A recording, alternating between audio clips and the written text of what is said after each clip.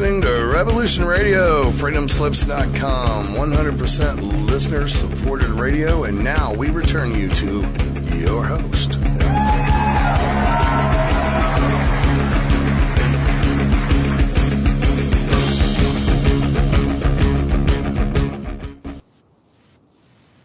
Okay, welcome to a very special edition of the Opperman Report on Sunday afternoon. Normally we do our show every Friday evening at 5 p.m. Pacific Standard Time on Revolution Radio, freedomslips.com. I'm your host, Ed Opperman. I'm a private investigator, a digital forensic investigator, and I have a blog called the Opperman Report. Now, the reason why we're doing this show today on Sunday afternoon, it's a very special edition of the Opperman Report with our guests Jim Fetzer, Ole Dammegard, and hopefully Mayor Jim Rothstein, who's the NYPD detective retired who arrested Frank Sturgis. We're having a little trouble getting Detective Rothstein on the phone, but I'm sure we'll get him by the end of the show. It's going to be a 3-hour show today. Now, the reason why we're doing this show is that Mr. Fetzer and Mr. Dammegard have received some credible death threats this week, not in the past couple of weeks, relating to their investigation of what they claim is recent history's most prolific serial killers. And these two men have killed over 1,000 people, and they've been used as hired assassins in many political murders, both here and abroad, including John Lennon, JFK, RFK, and all these big crimes. And there's even a connection to a bank robbery gang in Canada, and just incredible information. So I was first contacted by Lorian Fenton, who had Jim Fetzer on Monday night, and she was concerned about his safety. And then I was contacted a couple of days later by Ole Dammegard, who I've known. I've had him on the show before, so I was concerned enough to ask Nighthawk to give us this time on Sunday to do a produced 3-hour show. We're also going to have recorded telephone conversations between Mr. Fetzer and this witness, who I believe has the nickname Agent Ladybug, that they've known him quite a long time. And you can hear, I've heard the conversations, and you can hear this stuff, and you can hear that these are, to me, appear to be very serious, credible threats. So why don't everybody go around real quick and introduce themselves, and then we'll have you guys get into this story. Mr. Fetzer first. Well, thanks, Ed. I'm a former Marine Corps officer, a retired university professor, a radio talk show host since my retirement. I've been devoting myself to the complex and controversial issues that most, none of the national media will touch, especially JFK, 9/11, the plane crash that took the life of Senator Paul Wellstone, more recently Sandy Hook and the Boston bombing.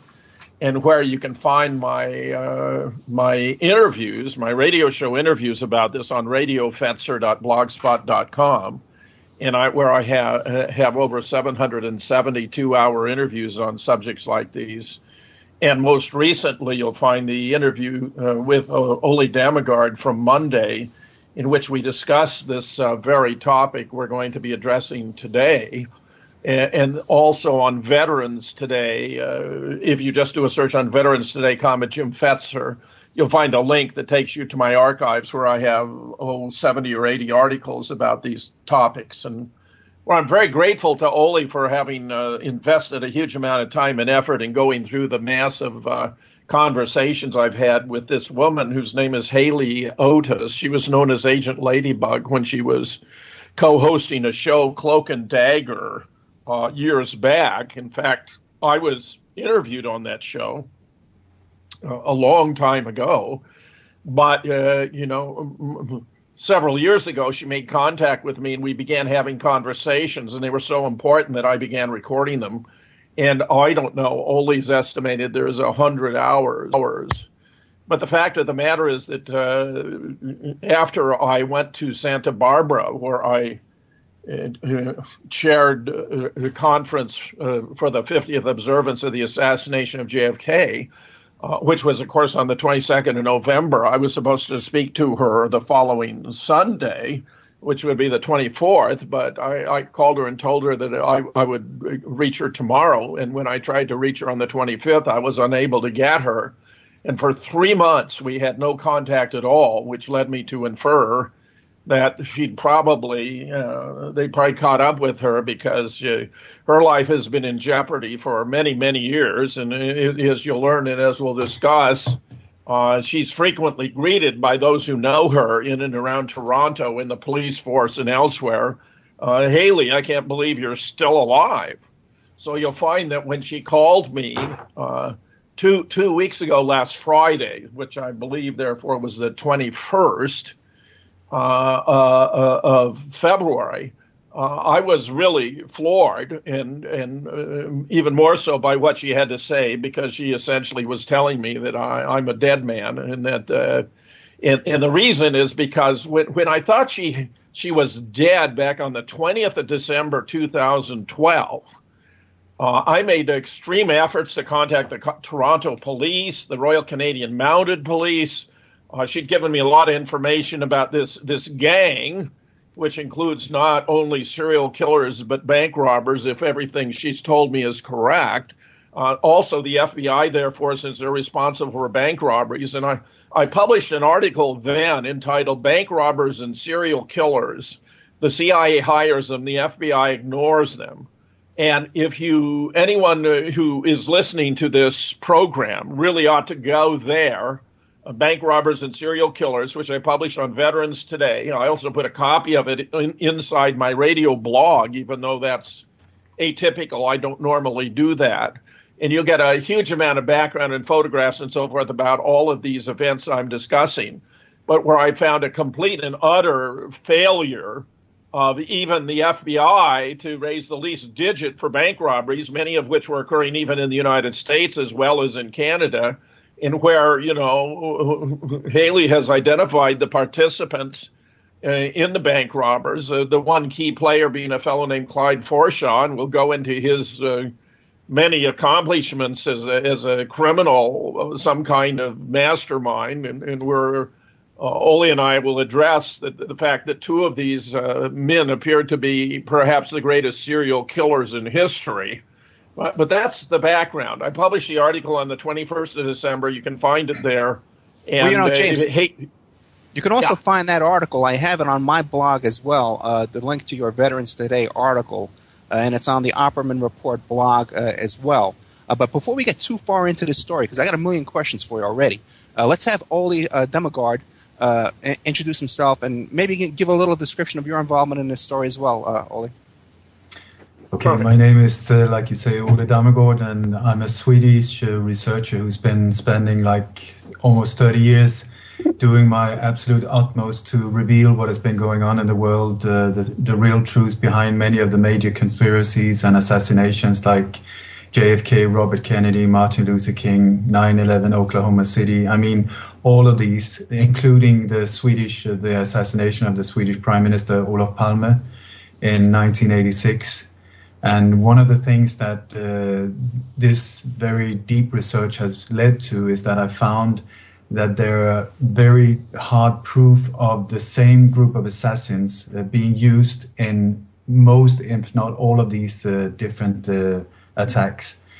And this research gave me the great pleasure of getting in touch with Jim Fetzer here about, a year ago or something like that. And while I was on his show and we became good friends. And then one day he started sharing these phone calls, these recorded phone calls that he had with Haley Otis, asking my advice because, like I mentioned, I've spent so many years looking into the JFK assassination and so on.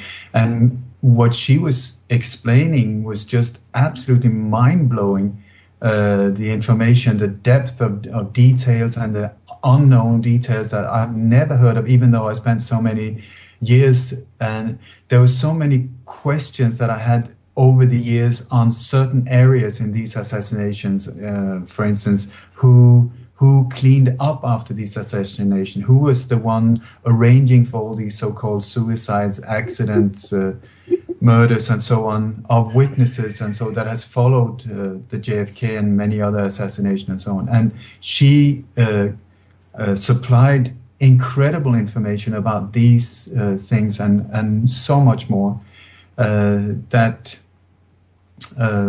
Jim and I really started looking into this. He sent me all of these recorded calls, and I spread them out. As soon as I got them, I just spread them out to lots of different sources around the globe, just so that they would be protected if something should happen to James or myself or anything like that, so that the information would still be available.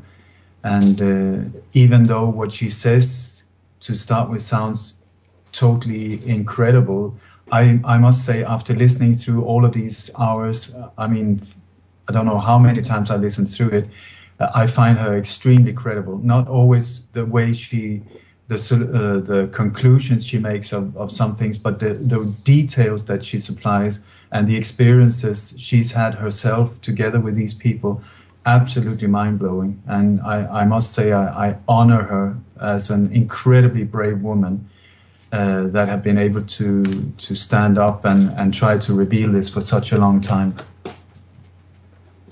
I'd just like to make a disclaimer here, okay? And that because we're going to be naming names, okay, and we already have.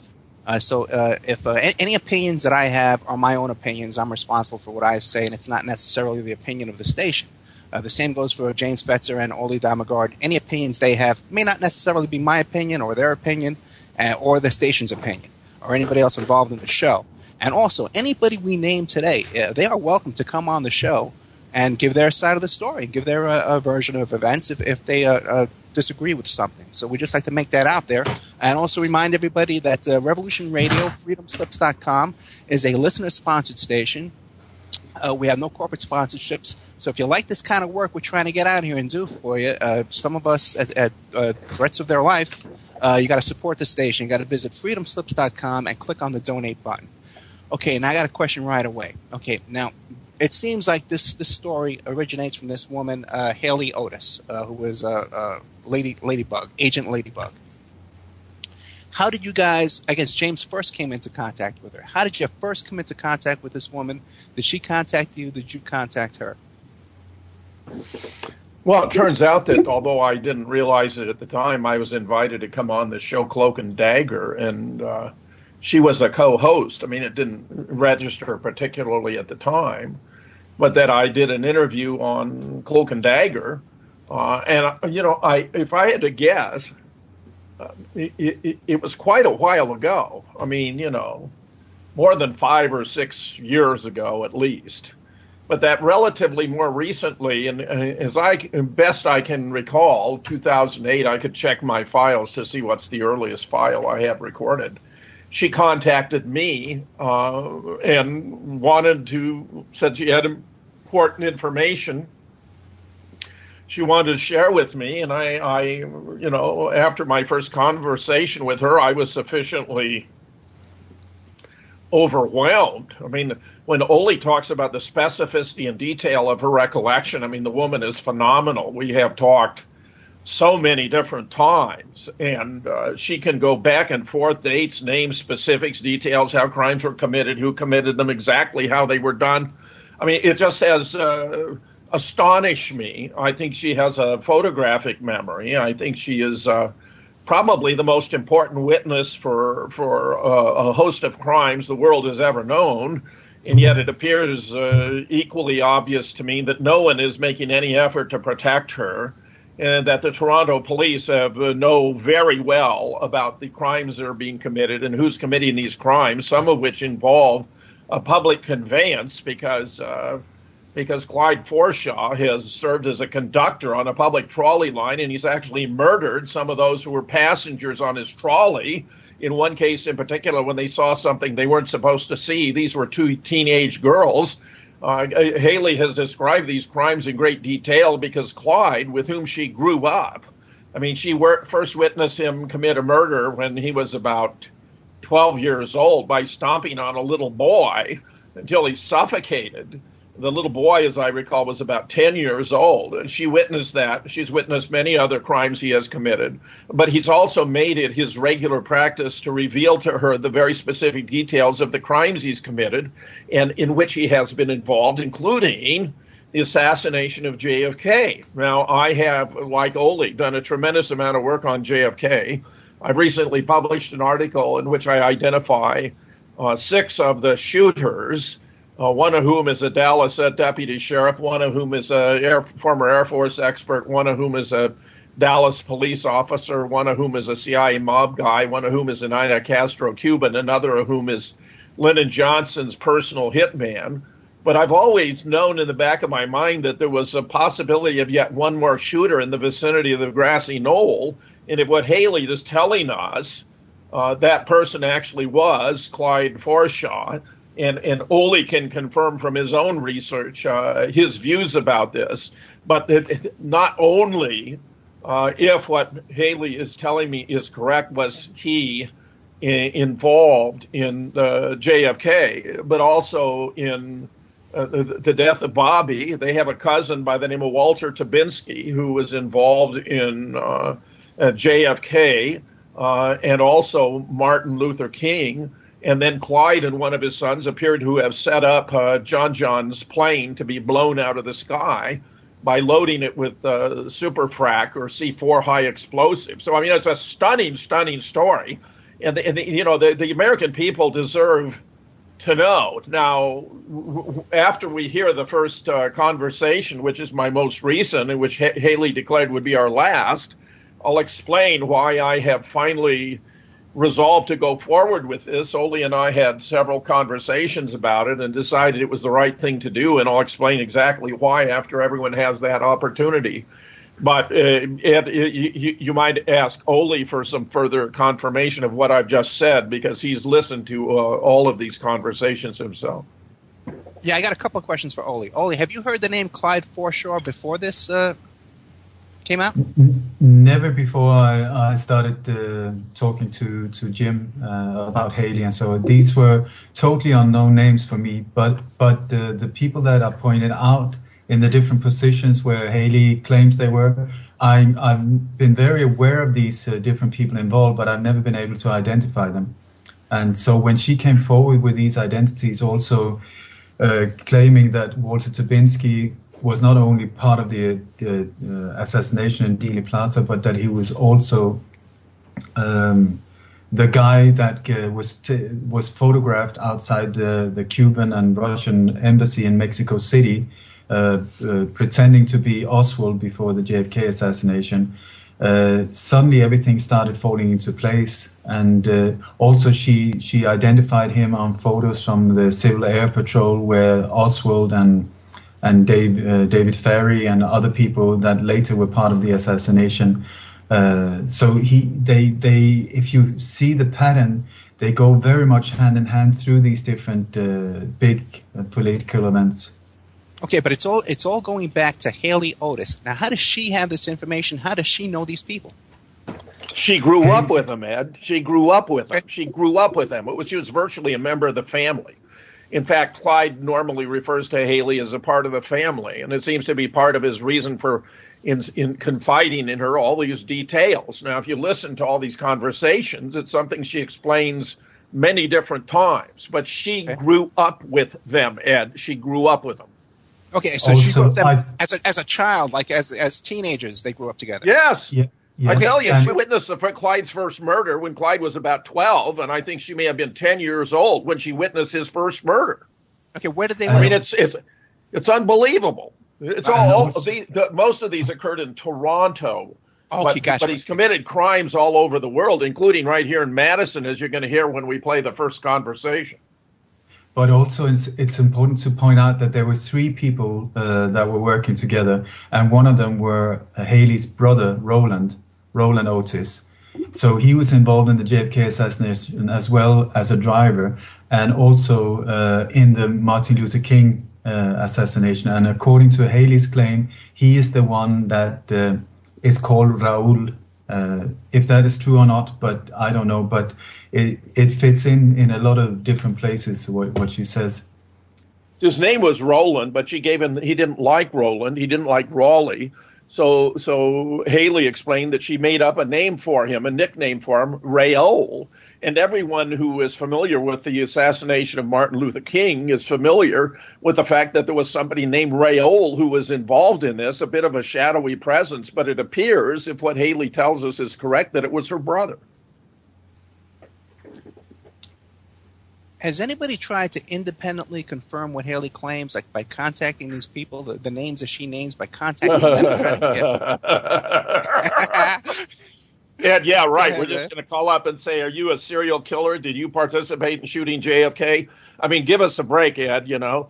There's a lot of indirect confirmation from what she identifies in photos and books and so forth. But why don't we begin with that last phone conversation I had with her? Because I think it's very important for understanding the situation we're in as we talk today. Okay, so James, you want us to actually play that conversation right now? Jerry's all set with it. Okay, go ahead, Jerry. Now, let me preface it with the observation that when she called me this time, she told me someone had just taken a shot at her as she was getting on a bus. And then I told her I'd call her, and this is what followed.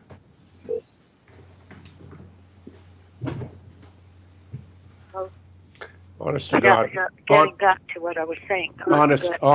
Back up a minute. I say, honest to God, I thought you were dead. Look, this is how serious it is, so you know what you're dealing with. James Cobblestone said, I've looked up, I saw the email, right, that was sent to you. I haven't seen that Fetzer is alive, or something like that, it says there, from James Cobblestone. I've looked up, there's a person by the name of James Fetzer, and I found that he isn't alive, indirectly saying you're a dead man. Look at that, you understand how serious these people are. Within 3 weeks, right where Clyde lives, a guy was shot through the windshield on the driver's side, about 4 blocks from where Clyde's house is. He's using the other car, which is a Honda, and it's a 2-door, minus the seat in the back. That's where he puts his cadavers in. A silver Hyundai is what he normally drives, and that was a Honda. That was in about a week and a half ago, or a week ago. Within that same week, where Clyde's oldest son was working on a restaurant called Wildfire, a Chinese guy or Oriental was shot right on Yonge Street, the main drag, and all the cops said it was a brazen killing. And what did they see? A guy with blonde hair. That was Alfred, right? It's either Alfred or Clyde Jr. with spiked blonde hair with a hoodie. Right in, I can't even come out of my house. Do you understand? So you understand the severity of it. Why? Clyde and his son, or his cousin, Walter Dubinsky, when they went to Winnipeg all the time to see this old grandmother and the whole clan, because they have part of the clan in Winnipeg, when I was saying to you why it's so important of who the Tabinskis are, where they live. One of the daughters, if you take a look on Facebook, her hobby is the AR, what do you call it, 12 or 15 rifle? And why would a girl... Oh, AR-15, AR-15. Huh? AR-15. Why would that be her specialty? That's Tabinski's one of the daughters. Anyway, so you understand. As they were going through from Detroit from Detroit into Illinois and in through Wisconsin, they did the capital city murders. Did you get my drift? They did. I told you one time, Clyde said that he wanted to kill the whole Percy family. Valerie Percy, okay, the senator's daughter. She was killed, Clyde said he killed her with a pinball, pinball hammer. And remember I told you I was chased up and down the whole house where we lived on 45 with Marlboro with a bayonet. Why was he killed after? With a bayonet. Why was he after Senator? They ordered... The senator, the orders came from Nixon.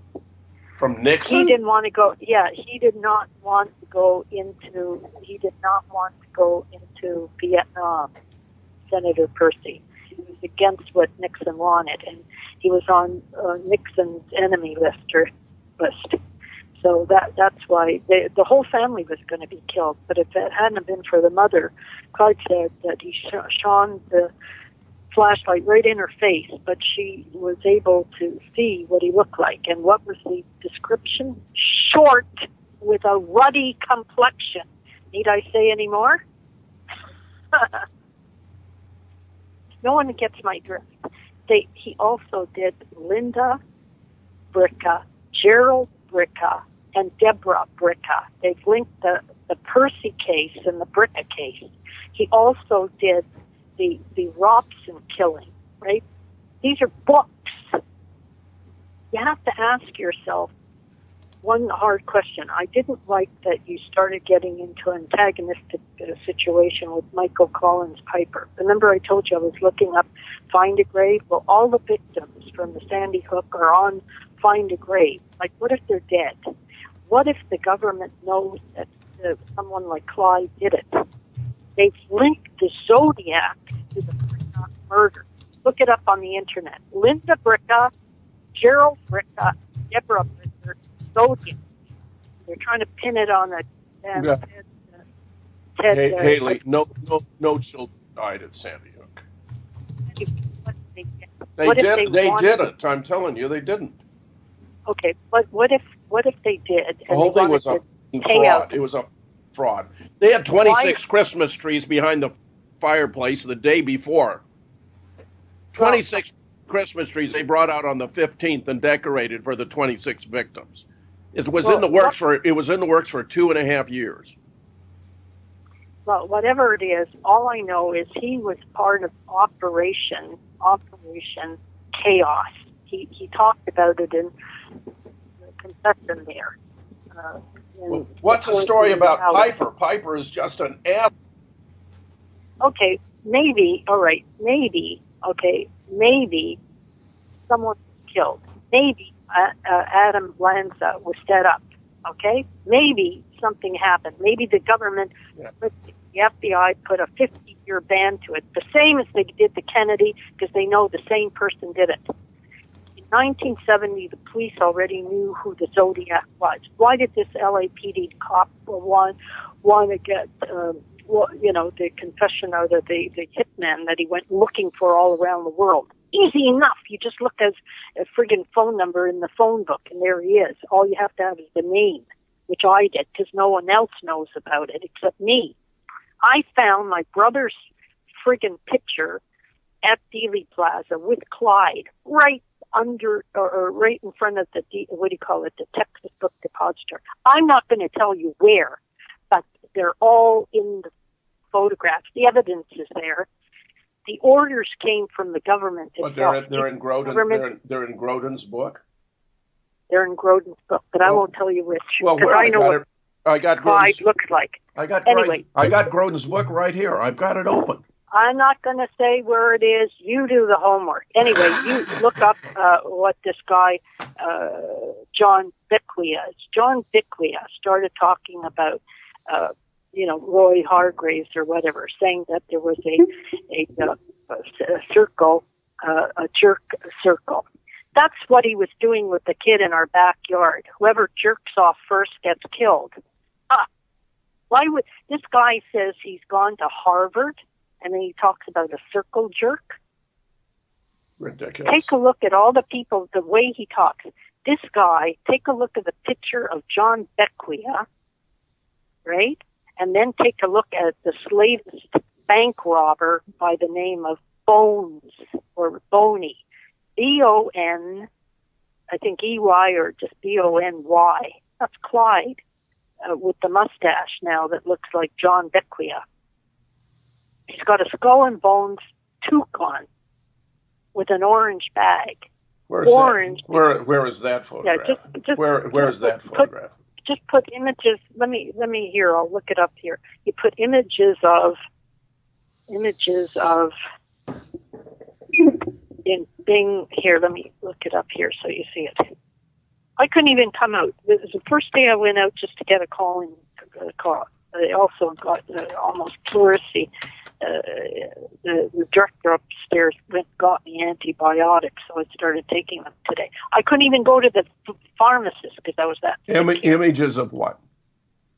Images of Boney, B-O-N-E, Boney Bandit. Let me see if that's the one. Sorry, I put it in the wrong spot here. Images of B-O-N. Is Boney B-O-N-E-Y? Well, it might be. I mean, I'm looking at images of Boney Bandit, and there's nobody that looks like Clyde. Okay, yeah. No. Yes, it is. Here. Okay, you put Bing as your search engine. And then you see a guy that looks like, what do you call it, the skeleton. Before you even click in there, it has a skeleton horse and a guy with a neckerchief over his face. And I see that. I'm looking at that. Okay, and then you see the first one on right going, to the left on of the it. top there. Yeah, and you see this guy, and when you click on, you see that the toque he's wearing has got skull and bones. That's Clyde. Take a look at that. That's Clyde? That's Clyde. And see what on the other side is. Bonnie and Clyde and a plane in between. Do you get my drift that this is all known by the government? They don't want this stuff to come out. What irks me now is who lives on what do you call it? The death threat that you got from James Cobblestone. John Allure lives in Whitechapel, North Carolina. I don't even know I don't even know that I'm aware that I got a death threat from Cobblestone. You got a death threat. It's there. Where is it? It's in my email? In your email from Alfred. When did I get this? I'll send it to you. It was ends at the time when you started making these, putting this stuff out. So, you don't know what you're dealing with. You're dealing with a guy who was known as the Strangler here in Toronto, or went to Boston and did the Boston Strangling. Who do you think the first victim was? My mother's, one of her best friends. She was a Latvian woman that my mother met during the, when we were sent into, not concentration camps, but, what do you call it, disposed people, because Latvians, Lithuanians, and Estonians went into various, what they call a DP camp. Okay. And my mother met the first victim. That was a woman who used to take care of me. The first Boston Strangler victim. So we got Boston Strangler. A guy's been sitting for doing the co-ed murders in Michigan. And in 1980 he appeared. His name is John Norman Collins. You know how Clyde said that he got these co-eds? Playing Mr. Johnson. Mr. Johnson will give you a lift. The co-eds need a lift to their, from A to B. So he's gone through your area. So you got the death threat. You put it out on the internet. I wanted to tell you, you're playing hardball with the government here that's been suppressing these cases that go on and on from the, Boston Strangler, the Zodiac. They've linked it in. They've got the friggin' DNA. They've known who the Zodiac is from 1970. And they try to pin it on some sucker again. This goes on and on. Anyway, if you just look on the video of John Norman Collins, after you see it, you see this guy is not going to be let out for the rest of his life. Wait a minute. He was convicted on one of the co-ed murders.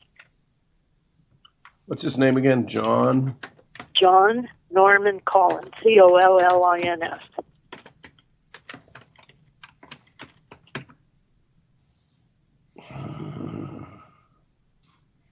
There's a whole bunch of YouTubes about him. Okay, now when I looked at these things, remember I told you he put in that little Carol voice that they pinned it, or Clyde had this guy set up by the name of Peter Woodcock, who's now dead. Well, what I found is there's a whole encyclopedia of cases where they've set up a patsy, right? There's so many cases where the person said, I didn't do it, then he goes through the whole rotten system, and before, there was no DNA, and then all of a sudden, the DNA said it wasn't him. Well, guess what?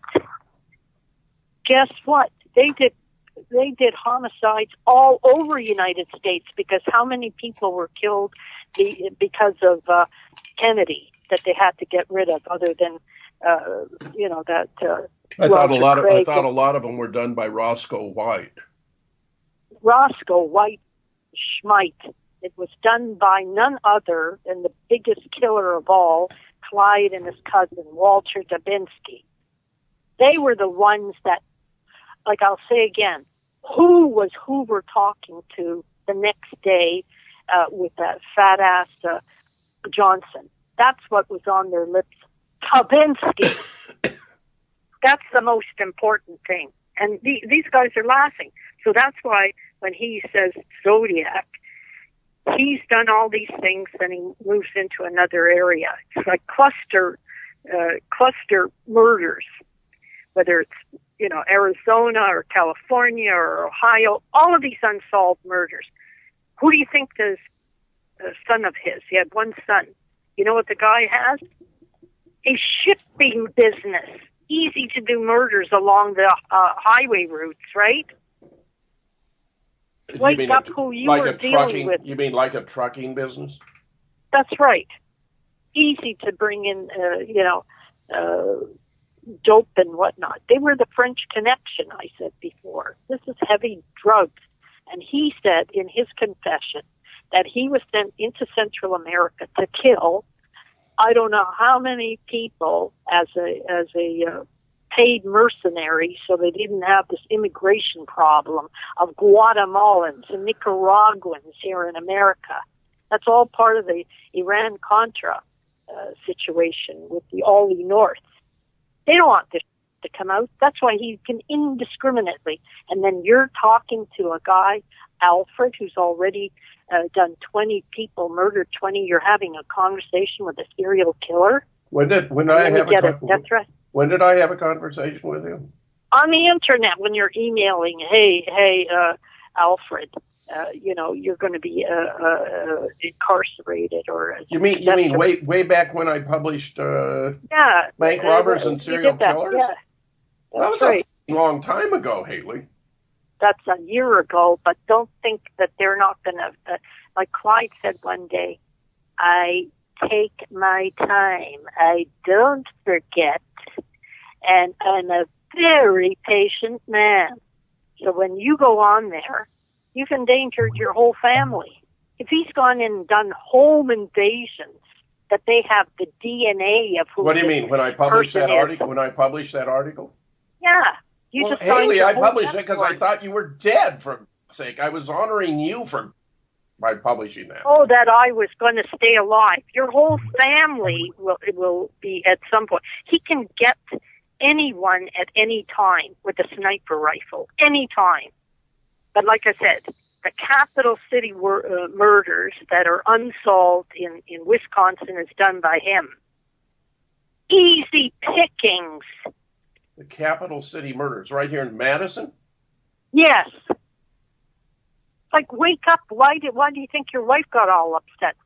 You're stepping on people's toes that are organized crime, murders, of the highest order. Who understood, where I was coming from was Galen Ross. The elite serial killers. They're not just serial killers.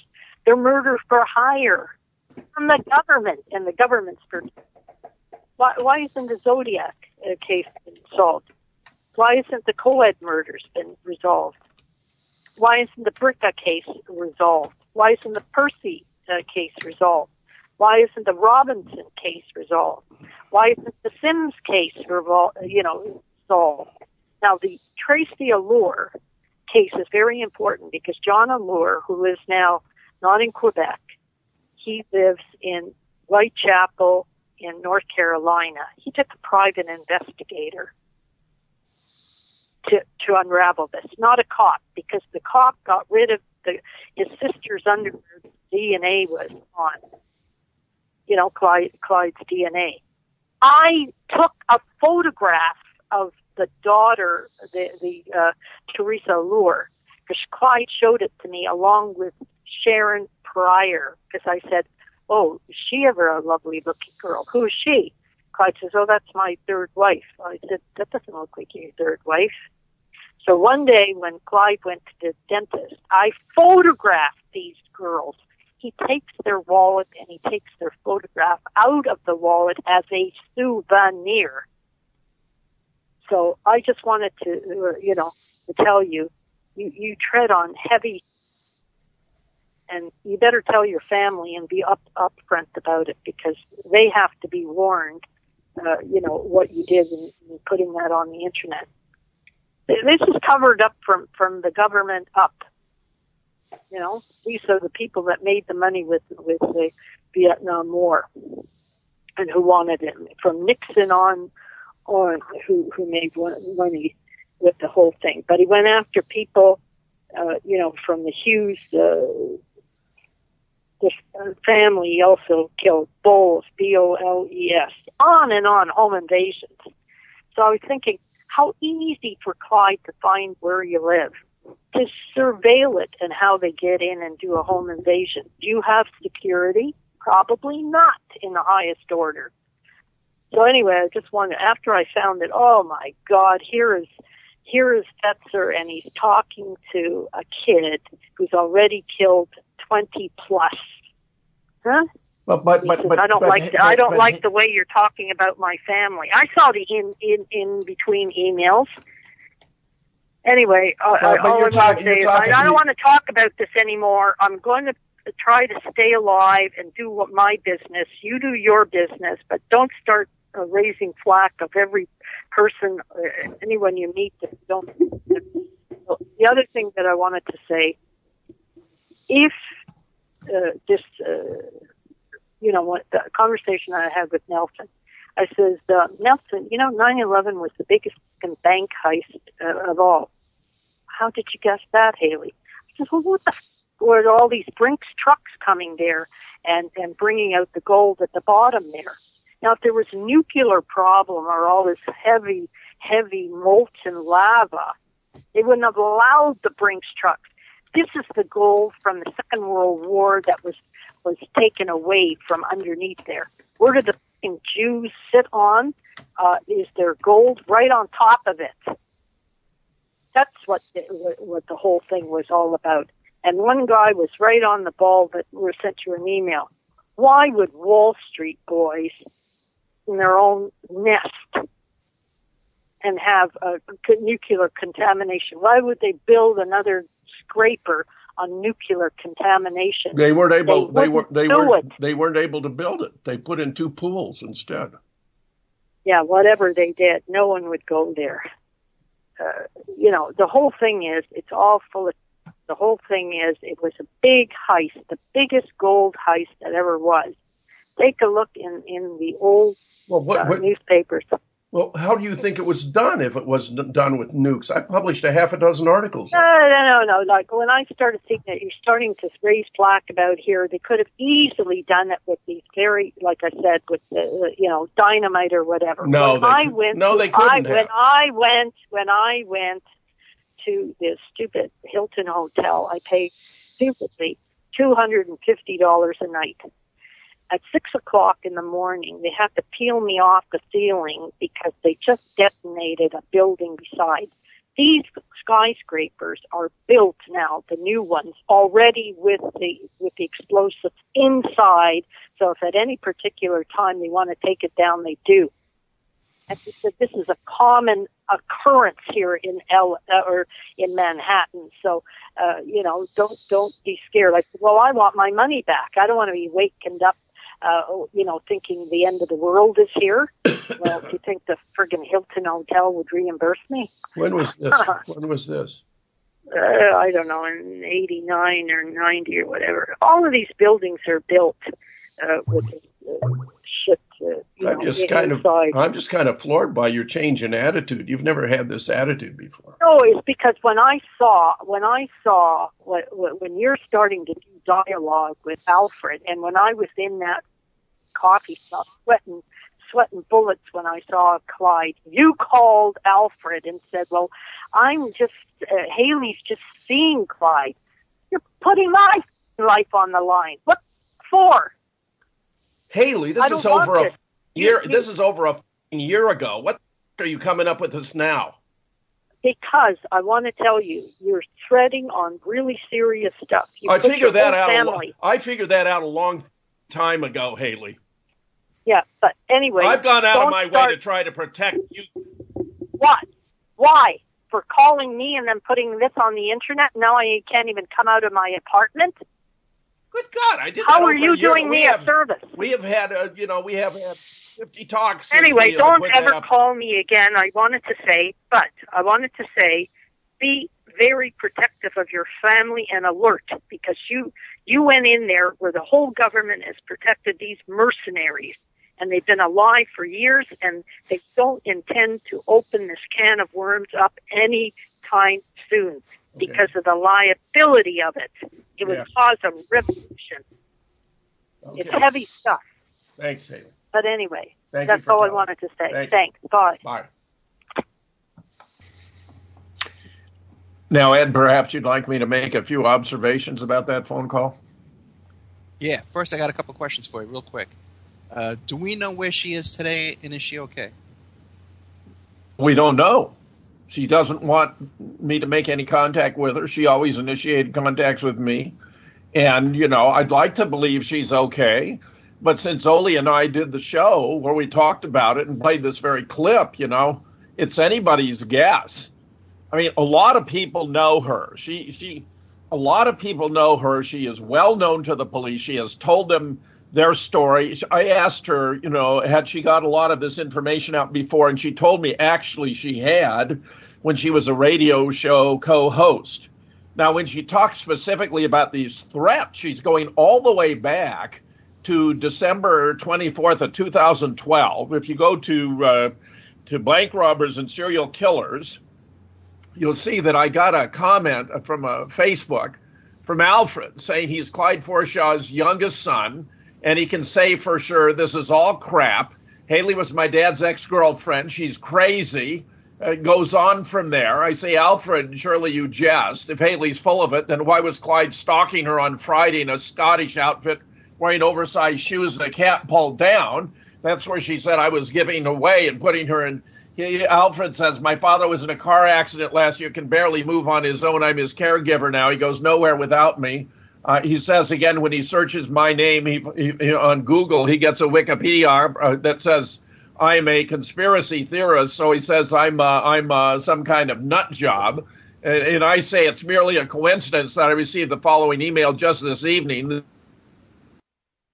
Jay Cobblestone. Now, that's what Haley was talking about as being a death threat. If I had only, appreciated what it really meant, which she understood perhaps better than I at the time. Now, we're talking about a whole family here. There's quite a few individuals involved. It's just not Clyde. He's got an oldest son, Paul. He's got a son, Jay, who's a pilot and a pilot instructor. There's Clyde Forshaw Jr., Alfred, who initiated the exchange with me, is an attorney. And Alfred, according to Haley, has been participating in knocking off a series of ATMs with Clyde, where they seem to have made a whole lot of money doing that. They've been found on, recorded on many video records when they were knocking off these ATMs. They've committed many bank robberies. She has brought me to photographs where she identifies Clyde as the person in the photograph pulling off the bank robbery. Now, you go to bank robbers and serial killers, and you'll see what I'm talking about here. There's much more to discuss here, but let's go to Oli and let him have a few words in here to continue. Thank you, Jim. I just want to say that this call from Haley, it differs dramatically from all the other ones. She's very confused, very not specific with any details. I think it sounds... a lot of the things she says, if you don't know her background and know exactly who she is, some of it sounds like a bit of a mumbo jumbo. Because normally in the other call, she's very, very into details, very, very accurate, and with lots of photos and background info and so on. So, what? But and this is also why both Jim and I have been talking about why this change of attitude, because she was so aggressive towards Jim in the end. Normally she's very humble and appreciative of Jim Fetzer here. And I came up with a possibility that she might have been threatened while making this phone call. I don't know what really happened, but this is my opinion that might have been the case. Let me explain that. It was this phone call that led me to resolve that, well, if Haley's right, I mean, there are two possibilities. If she's wrong, if, as Alfred says, she's crazy, this is all nonsense, then I really don't have anything to worry about, right?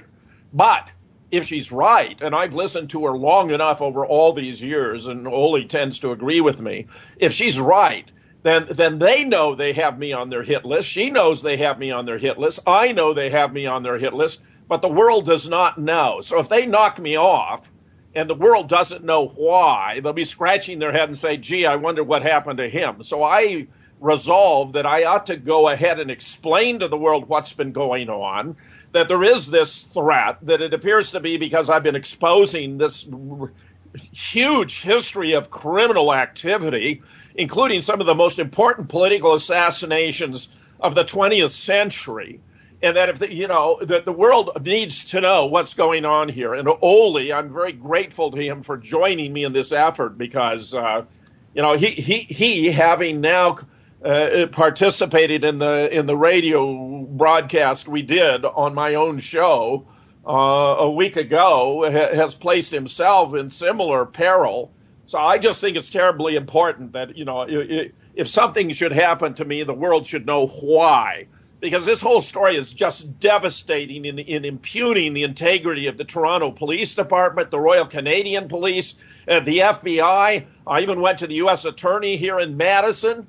As far as this business about the Capital City murders, I put on when I just published this on radiofetzer.blogspot.com, I put up a post about the Capital City murders, listing these 6 or 8 women who were killed, and the photo of Clyde Forshaw that Haley had identified, and you can compare it to the other photographs of him committing the Geezer bandit murders and the whole host of other things that I identify here.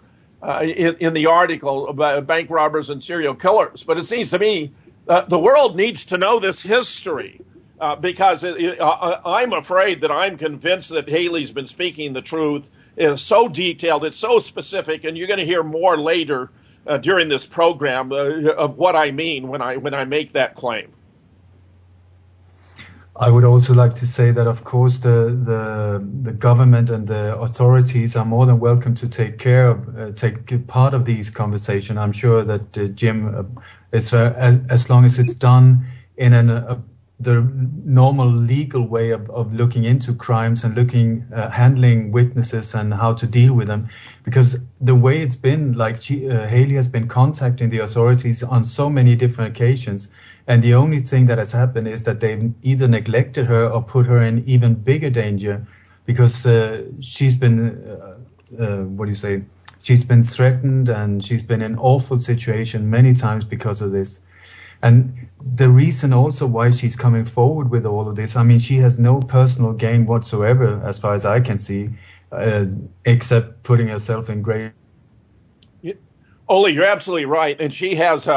had a lot of evidence. At one point when she was discussing with the Toronto police, they asked her, could she prove this? And she explained she had a mountain of evidence that proved it. And they asked where, and in her apartment. So they went to her apartment. They took it all. They kept her out of her apartment while they ransacked the apartment and took all the evidence she had. It was completely outrageous. I mean, that's the level of corruption and degradation of the Toronto Police Department in relation to all these issues. She even went to the cold case officer and told him how much evidence she had about how many cases. And he said, well, you're going to put me out of business. Are we still there? Are we still there, Ole? I am. I think I disappeared there for a while. I got disconnected. No, I just wanted to say that for Haley, there's absolutely no personal gain in this. I mean, she's only putting herself at great risk coming forward with this.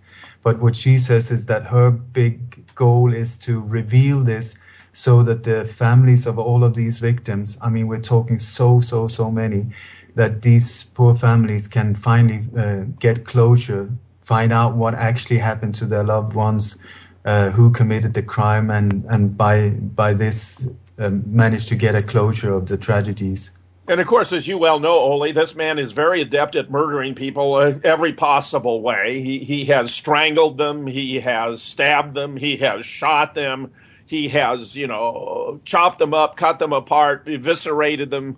I don't think there's a mode of murder that if what Haley is telling me is correct, he has not practiced. He has robbed banks, knocked over ATMs, committed serial murders.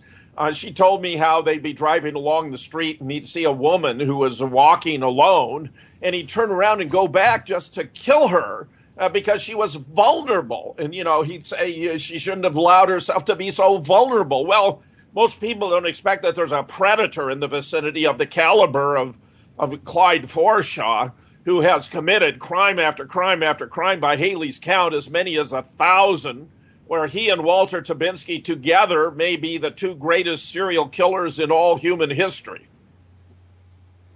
Yeah, I would also say that both Jim and I, we put ourselves and our reputation really on the line here to step forward with this information, because but I just feel that after listening to all of these, I think it's about 100 hours of conversations, that the details and the evidence that she brings forward, I just feel that this is a very credible woman, and that is also why I think by getting this out in the open, my hope is that this will protect her as well, because if something would happen to her, then it would point straight to what we're talking about and to these two people, Walter Tabinski and Clyde Forshaw, because this would be the people that would be behind her termination if that was the case.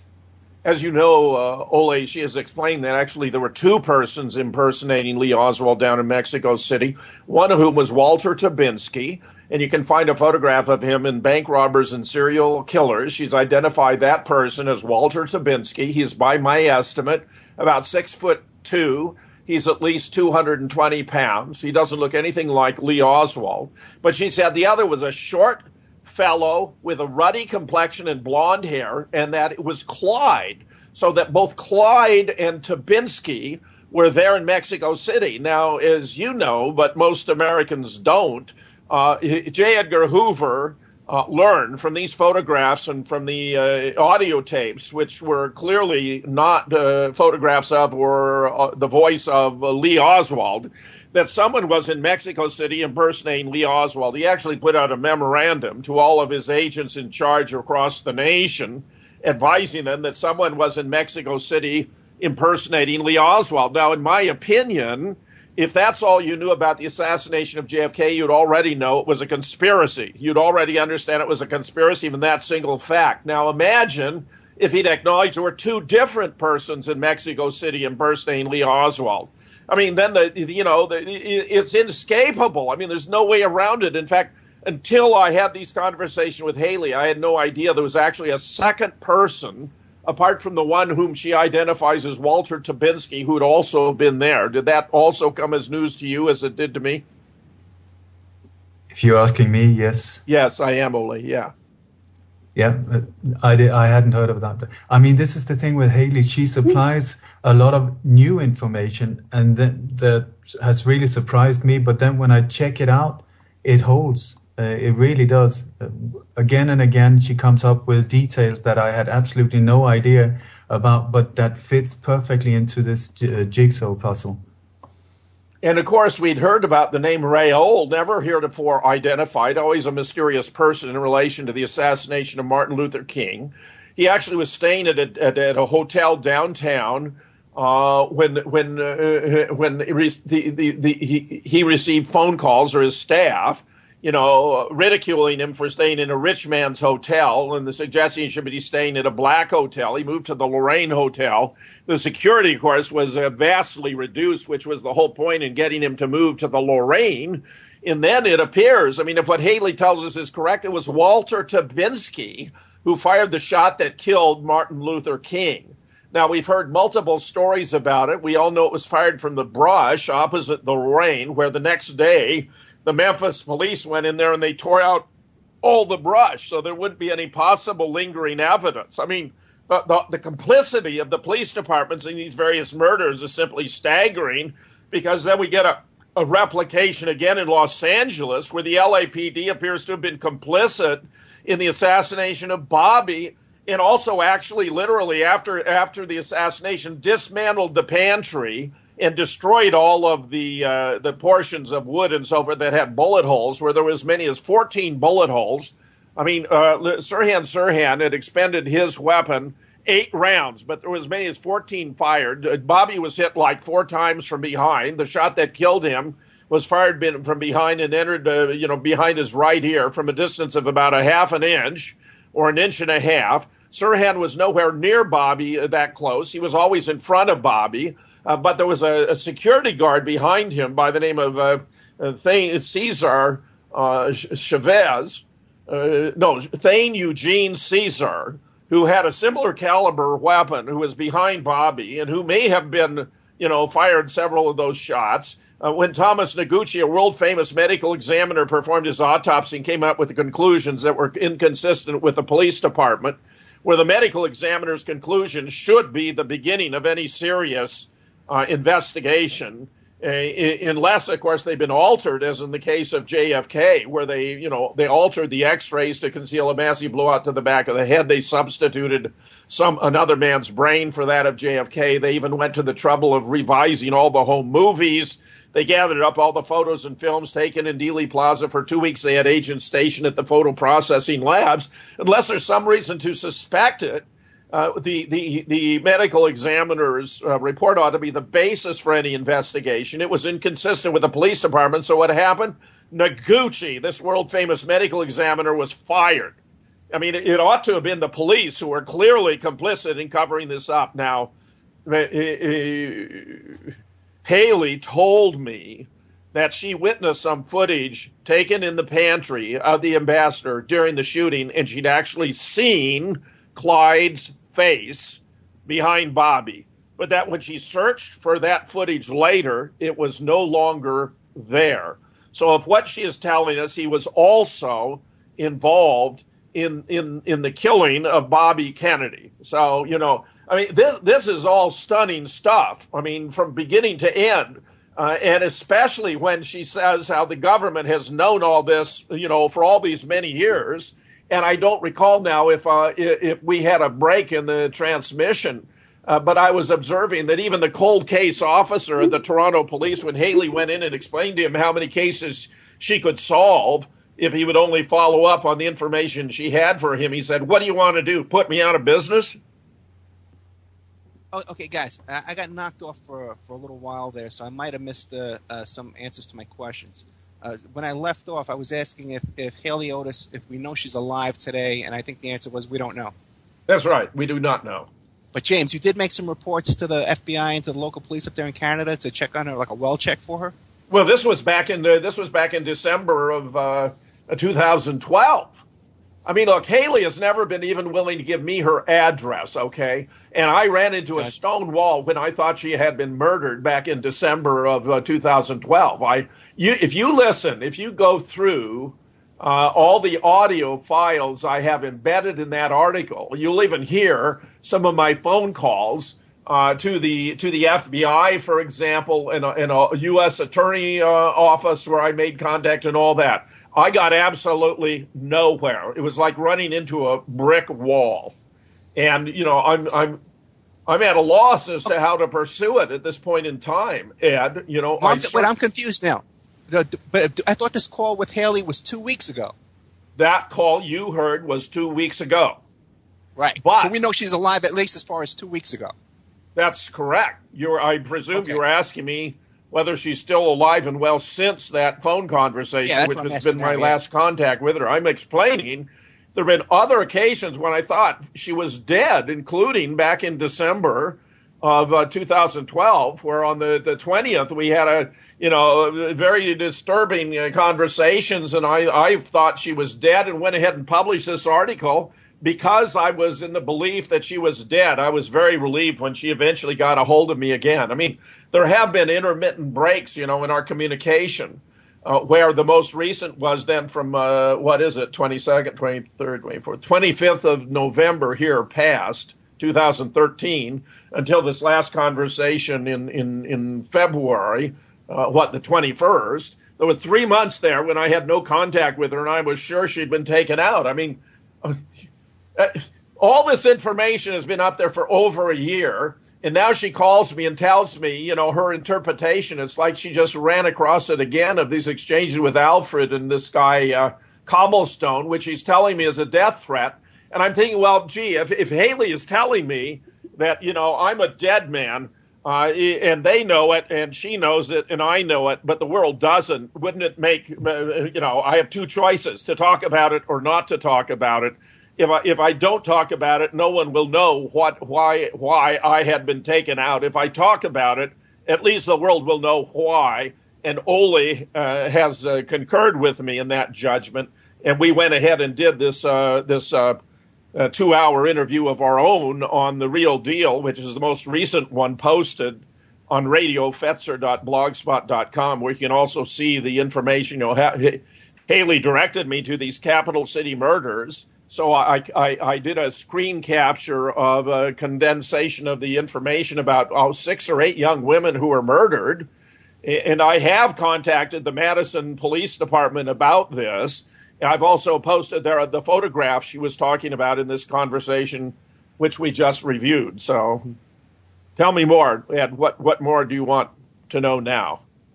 Well, okay. I actually also put out a press release on this, and it's up on about 175 different websites, and I know just a few of them alone have gotten like 2,000, 3,000 hits just on one site. So definitely, the word is definitely out there. Okay, well, it's huge, Ed. It's huge. I mean, For example, Ole, and I want him to elaborate on this, did research, about. I mean, she and I have many times gone through Robert Grodin's book, The Killing of a President, because it's quite an impressive collection of photographs related to JFK. And she's taken me through the back of that book where there are multiple photographs of the man in Mexico City, unless it's in the search for Lee Harvey Oswald. We've made reference to both. And where Ole has found where he believes we have photographs of Clyde actually in Dealey Plaza, and I'd like to have Ole expand on that, because he found, especially on page 57 of The Killing of a President, the figure he believes was Clyde Forshaw there, and Haley had already identified a man on the grass opposite the grassy knoll, whom she says was Walter Tabinski wearing a bulletproof vest, and whom she believes was firing at JFK. So I'd like Ole to add a few words about this, and then we can discuss it further. Okay, real quick, before Ole gets to that, though, because we did have now you said you were contacted via Facebook by one of these people, the son of one of these people that Haley Otis makes these accusations against. Now, his son contacted you via Facebook, correct? Haley, Ed, you missed that when you were off. I went through all the comments that were published by Alfred. It's at the bottom of Bank Robbers and Serial Killers. You go to the bottom there, you'll see the comments that come in through Facebook. There's several from Alfred, and then there's this one I put up there that had come by email from Cobblestone, to which Haley was making reference. Okay, you can find them right there. They're with the article. They all came in. They all came in between 24 December and 28 December 2012. So you went back and forth with them on Facebook and an email, but you never actually talked to these people. Yeah, no, I didn't talk with them directly. No.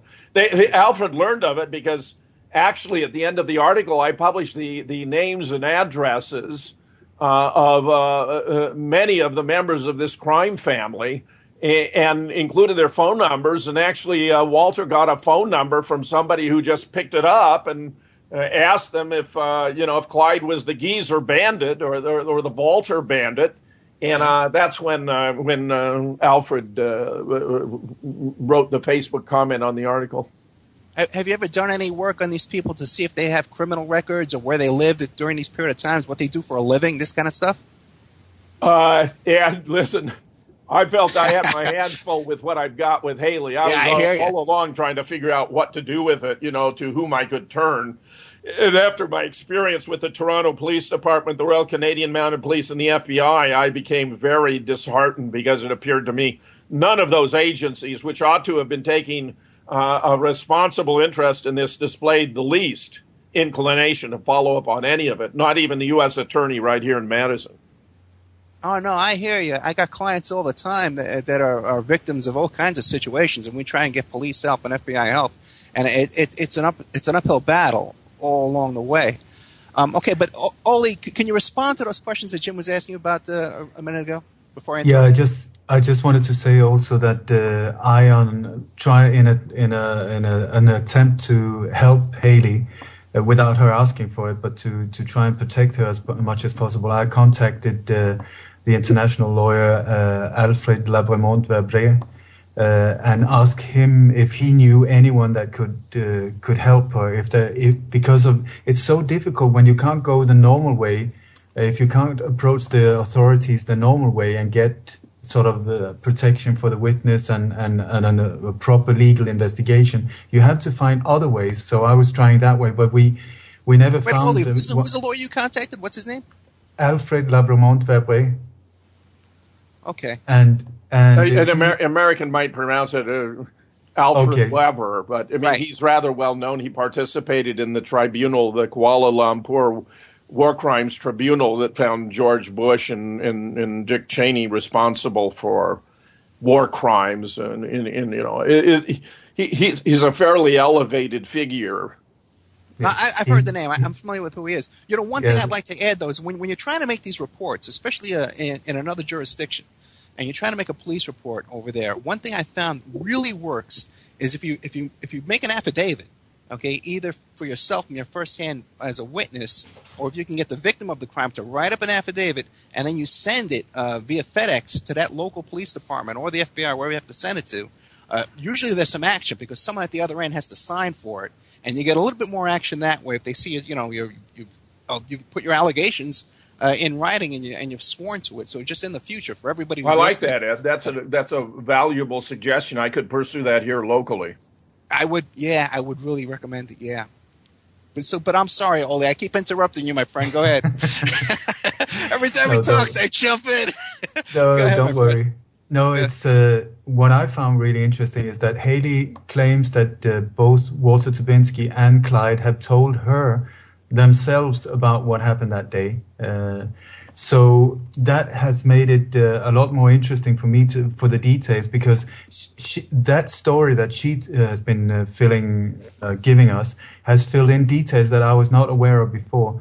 And what she claims is that Walter Tubinsky, he was standing, when the motorcade came, first it turned from Main Street to Euston. It did a 90-degree down Euston going north.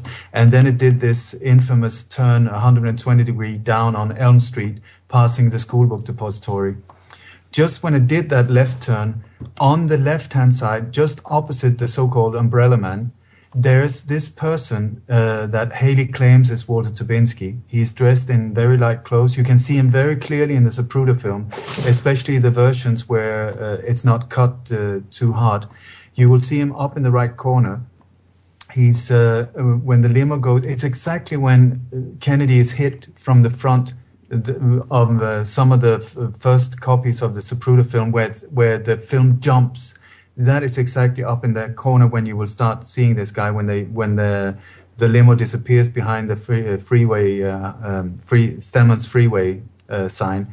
Is Tubinsky alive today? Yeah, these people are alive, man. Yeah, and active. We gotta call him up, man. Yeah, right. Yeah, no, but this brilliant idea, Ed. I'll do it. Okay, but anyway. This guy he's dressed in light clothes, and he's got a big black or dark brown bulletproof vest on him.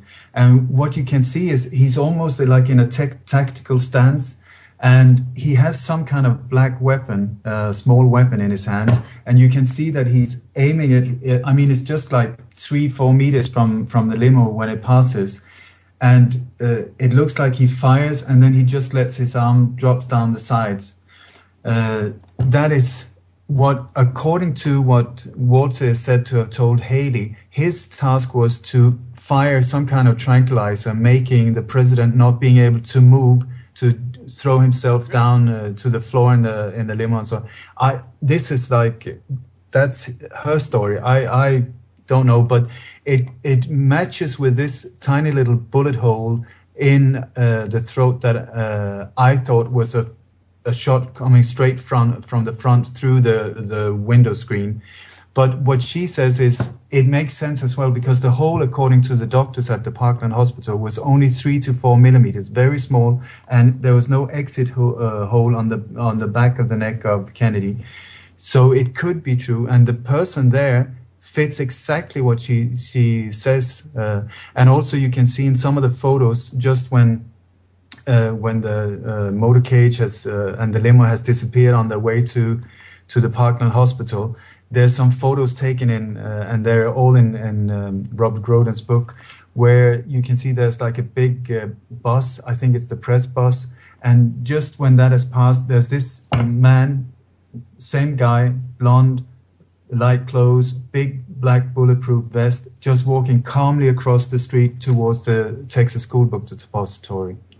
Now that is who she claims is Walter Dubinsky. Clyde, when it comes to Clyde, and once again, this is according to Haley, what Clyde had told her himself, is that to the left of the School Book Depository, there was like a cement pillar where Abraham Zapruder was standing up and shooting this very famous film, the Zapruder film. And to the left of him, there's like a white wall. And if you noticed, there, I think it's in the Orville Nix film and so on, you can see that there's been a car reversed up against the wall. It's to the right of where the so-called badge man is standing. And this, it looks like the back of a station wagon, and most probably it's a Plymouth 1961 or so, white and turquoise, according to Haley, that is reversed in, and right next to it you can see there's a shooter with you can see he's got like his elbow on top of the roof of the car, and he follows very clearly, he follows the limo aiming at it, and that, according to her, should be Clyde. Then the most probably the driver of the car would, according to Haley again, be her brother Roland Otis. I would also say that Haley's still in touch with these people today. Haley's still in touch with her brother and Clyde, and she's still in touch with these people. I think no. Go ahead. As far as she knows, her brother is dead, I think. Okay, yeah. But what about the other? Well, Clyde has been stalking her, Ed. I think you might have missed that too. But Clyde has been stalking her, because I talked about that also in the exchange with Alfred that's mentioned there. And, Walter Dubinsky is still alive and well, and insofar as I understand, killing people and, doing the things they do. I mean, it's really outrageous, but the authorities have taken no measures really to come to grips with this monstrous cancer. And she's repeatedly told me how the case is so huge and sprawling, and the Toronto police have been so knowing about these crimes taking place and done nothing about it, that the families would be outraged and the city would face enormous liability suits for not having done anything. I mean, Clyde even serves as a conductor on a public trolley, and he's murdered some of those who were passengers on the trolley when they saw things, or he thought they saw things that they shouldn't have seen. He's still working on this trolley at his age. Well, I don't know if he's still today, and I can't verify that today, but he was for a very long time. Yeah, we're talking 20, 30 years, I think, something like that. And quite a few of these crimes were committed along the route where this streetcar and were. So we might want to have Jerry play the second clip, Ed, because that will give you some idea about Haley's memory and recollection of some of these crimes. I think you'll find it quite fascinating. Okay, shoot. Jerry, Jerry might have taken a break. Jerry, you there? Yeah, coming right up. Okay. Thanks, Jerry. Let me just mention, by the way, the kind of evidence that they took. at the Mercury Club on 15 July 1967, Haley took a photograph, and in the background were James Earl Ray and Walter Tabinski. I mean, she knows a lot of these people. She's met a lot of these people, including Charles Rogers, who was the first of the three tramps photographed in Dealey Plaza, being escorted presumably to the sheriff's department. They actually were never booked, and I'm convinced they were the fallback patsies if Oswald hadn't worked out. Jerry. Yeah, I just want to make, before Jerry starts with the tape, I just want to make an announcement that, again, this is listener-sponsored radio. We have no corporate sponsorship. So if you want to support the station, you got to go to freedomslips.com, Revolution Radio, and click on the donate button. This is the Opperman Report, a special edition of the Opperman Report. Normally we're on Friday night, 5 p.m. Pacific Standard Time, every single Friday night. But we got a special show today with my guest, Jim Fetzer, who's an author for Veterans Today, and wrote this incredible article about, what was it called again, serial killers and bank robbers? Bank robbers and serial killers. The CIA hires them, the FBI ignores them. Bank robbers and serial killers. And as a matter of fact, I Googled it before, so if you just put in bank robbers and serial killers, it'll come up. That'll get you. You can also find that, you can find that article as well on my blog, the Opperman Report. We have also another special guest, Ole Dammegard, who has been a guest on my show before. He has a website called Light on Conspiracies, and he has a couple of books out, too. You can go to his website and check out his books. The reason why we're doing this special report is because of very credible death threats against Mr. Fetzer, and I guess including now Mr. Dammegard, and maybe even me and Ann. As time goes on, and as we bring in more people onto the show. So, Jerry, why don't you go ahead with the tape? So, Haley, what's going on? Tell me again. Photograph the car. There's two cars directly in front of the house on the side. Yeah. And then another dark pickup, a GM. And there was a man that looked like Walter Tabinski, actually, with this, Christmas hat with a little bob.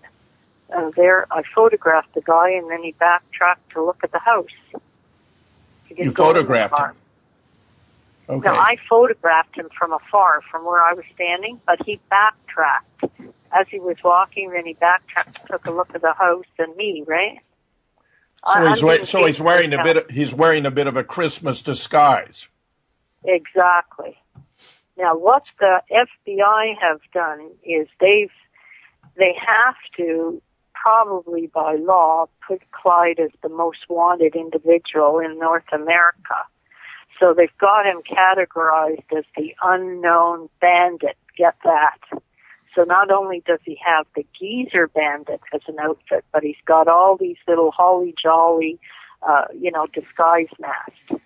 Now, a guy who was the owner of the amazing party store where Clyde gets a lot of his disguises, Clyde told me he stole a lot, but then he bought a lot. So he had direct, confrontation by the way of being a customer in the store. So this guy last year made big hullabaloo because right at his peak time at Halloween, he gets these bombs that are ready to be set off in his store. And he lost probably close to $500,000 in sales at Halloween because of these bombs being there. Right. Now, the first time that I lay eyes on this amazing party store was 2003. Sorry, when we went by it because it's right a few blocks away from where Clyde lives right now. And I said, "Holy moly! Take a look at that blown up witch at the top of the store. It looks like one of the Macy,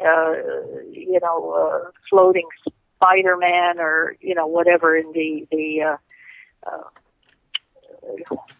where they have the Thanksgiving parade in New York, and also the Santa Claus parade. Those floating things. Well, it's a huge floating witch on a broom. And I said, get a load of that witch up there. And Clyde says to me, I'm going to blow that place up so that witch is going to ride up in the air. He laughs like that. I said, when do you plan to do that? Well, whenever the time is right. And then he starts talking about all the masks that he had bought in there. Now, the intimidation to the owner was he would have direct knowledge of where the geezer mask came from and all these other masks. So that was a terror tactic to him. Now, believe you me, this stuff went on and on for a few weeks. That the Toronto hazardous and bombs demolition squad was down there, closing off that whole area. Anyway, that is a story that goes into all the bombing stuff and how Clyde makes these pipe bombs and bombs. But anyway, they actually, I think, showed a few what they looked like. So the employees were scared to go. No customers showed up. They didn't want to be blown up real big. Remember where that comes out of? Crazy Saturday Night Live. Anyway, I intend to call the Ottawa also. Well, it looks to me like they're finally going to try to take you out. Yeah, they're trying to take me out now. She's coughing up real big. We got to really shut her up. So it looks like Clyde is parked right in front of the house and the cousin at the side. She's told up, she's coughed up too much information. She's shaking the tree. Let's take her out. So I'm not even going to go out today because I was supposed to go out and send the file. No, don't worry about that. Yeah, don't worry about that. No, but to this cop, he's waiting for it. So I'm not going to go out, not until I feel confident, because they already did. A cop in Toronto, right, set me up, called up Clyde, doesn't tell anyone, but calls up Clyde. Hey, do you realize that Haley's taping you? So he set me up. So Clyde came and tried to shoot me with his son, but not quite a week later after this cop. How long ago was that, Haley? That was year 2001. Right okay. After. You see, what happened was I had called this cop. His name is Detective Sergeant Tony Smith. He's retired. So what he did was he took my information when I went in there, because I went into the long and short of all the hits that Clyde had done, and went on and on, started talking about the Frank Roberts, which is on their caseload, right? Frank Roberts is the inventor of Obisform. So I went into all the stuff, including the child killings and all that. He was very curt, very rude, very everything. And then I said, well, he chopped off or he chopped up a black dude into pieces. The guy lived down the hallway where he did, and you would know his cadaver because he also cut the penis off and fed it to the ducks down in Lake Ontario here. Who? Tell me about that one again, Haley. He killed someone and cut off his penis? Yeah, he was a drug dealer that lived down the hallway where Clyde had two jobs. Not only was he the bus driver, streetcar driver, whatever, he was doing at a particular time. But anyway, he was right,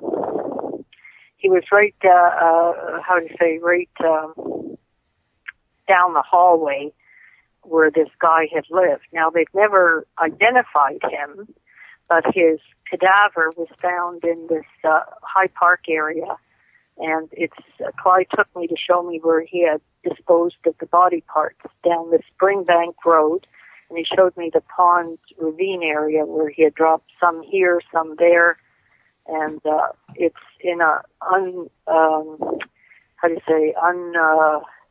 unidentified. The chief coroner of Ontario set up a website where they have these body parts and the particulars where the cadaver parts or whatever have been found. Yeah. Anyway, when I tell this stuff to Detective Sergeant Tony Smith, he said, hey, we've never had an occurrence like that. I said, what are you talking about? I just read about it a number of years ago. Oh, well, believe you me. So there I saw right there and then that this guy's been paid off. How many cops have been paid off? How long? Who knows? I don't know. Then he says to me at one point, make sure you don't have the head spokesperson for the hookers of Toronto here to come and chase me again. See, a lot of sex trade workers have been showing up all over the countryside in the city of Toronto, all over. You know, like, I found that they've never, ever categorized the missing individuals, children, men, whatever. There's not a category to it at all. It's not been categorized. So I found a website just last week that there's well over 6,000 that people have tried to log that are missing, and body unsolved homicides. And in Toronto, I would say in this area there might be 2,000. Of that, Clyde has done well over 1,000. So we're talking, they don't want this story to ever come out, because this is beyond what the Picton case is in BC. You might have seen it, that the chief of police in BC in Vancouver said, we could have and should have solved the Picton case. That was his words yesterday. Could have and should have. And this is the same with the Toronto police and all the police forces, like I say, Halton and Ottawa and Montreal area and Hamilton and, the Detroit-Chicago corridor. Because believe you me, Clyde and his cohorts there, his cousin and all his gang members would move around. Walter's from Winnipeg, so they go into the Winnipeg area, and Clyde's got two sons from the second marriage. They live in BC and Vancouver, the Victoria area, so they've got properties. They've got coin. So they work, killing off hits the son in BC in that jurisdiction, and then they do bank robberies. That's why the Vulture Bandit has been photographed by security cameras in BC, in the States, and if you go into the Geezer Bandit, you'll see also the link between the Vulture. And that's what I'm trying to prove right now, because if this comes out, how many bank robberies has this guy Clyde done with people like James Earl Ray, because they did machine gun robberies in Montreal. I mean, he started explaining that he got money from a big guy, as the Chinese woman said, a big man, or fat. The words that this woman used was fat man, right? Mm-hmm. But the payoff all the time came from either my brother or Walter, and Walter was the one that divvied up the dollars and cents that were taken out, that were done in a robbery. So Montreal at the time that he needed money to move around throughout the States and go into Mexico came from the robberies in Montreal that were done with a machine gun. And James Earl Ray's brother knew all about this. I mean, I knew about the name of the brother in 1967, in July and August of 67. So we're talking heavy stuff that I know. So anyway, the guy said, why would you have gone back after try to kill you? Why would you go into that house? I said, look, I have no alternative here. For years I would be plagued by phone calls of a death threat. When you least expect it, you're going to die. I wanted information, physical information, evidence, all these things to put this guy away. So that's what I started amassing. These police didn't want me to do that. So that's why they all retired as soon as I started talking. They want their pension. They don't want to care to solve these cases. It would make them a laughing stock. Little old lady proves all these cases while, like I said, I want the headlines, while the police, the authorities, were the dog. Yes. It's a hurtful thing, but how many children has he sodomized? Yes. That's the. Do you know how these people have been found mutilated? Like I said, that woman, she was disemboweled. That old lady that I told you, Henning, her last name. And Clyde used to talk about how he took this woman out, and how many, like other than that drug dealer that he used to do the same ploy, the old. What do you call it? Stooges routine. Look up! The guy looks up. As soon as he looks up for one brief second, Clyde says he hit him with his knee right into the solar plexus. So the person grabs their stomach, and it's easy to then take the person down, because he said, then I put my 2 fingers right into their eye sockets, pulled out their eyes, and they were easy takedowns. They couldn't see a thing. God. Can you imagine somebody telling me this kind of... Yeah. And I used to bite my tongue so that I wouldn't get riled up. And I just there right on the TV right now. 45 woman, age 45, slain by Clyde. Okay, now Clyde, what he does, he's so smart that he gets DNA from a sucker all the time. So he told me this one gimmick that he does. He gets a hooker to collect the semen, either in a discarded safe or a diaphragm. He puts it inside out, so he gets the sucker's DNA, the sperm, into the vagina of whoever he kills. Huh? Yeah. Can you imagine what a diabolical piece of crap does that? Yeah. But this is the way. He's a hired hit, a professional, as the police call him. He leaves no stone unturned. You find an alibi, right? You make sure you're working for the TTC, because it can't come out. Serial killer working for the Toronto Transit Commission, doing hits while he's on the job, because he cased out a lot of his prey right on of who he met during the day. That's who I was talking to this morning, a head guy in homicide, Tracy Kunginger. He met her while she was going to work on Parliament. He would chat her up. Christine Prince, he would chat her up. Actually, Clyde wanted me to always meet him at the corner where he had abducted, or where he had seen Christine Prince come onto a streetcar, right? And then he said he left the umbrella right there because it had his fingerprints. Her cadaver was left in the Rouge River, right where Sewell's Road is. He showed me where he put her. Unbelievable. It just goes on and on and on. And ever since I was a kid, when I tried to solve, like, I started reading Nancy Drew books, and I thought I have to get evidence, right? Mm-hmm. Key thing.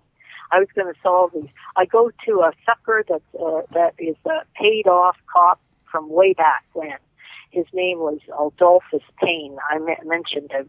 He was the supposed takeout guy of Edwin Alonzo Boyd, so he's a hero. Well, his son went into the tradition of policing, and he's with the OPP, another cover-up artist.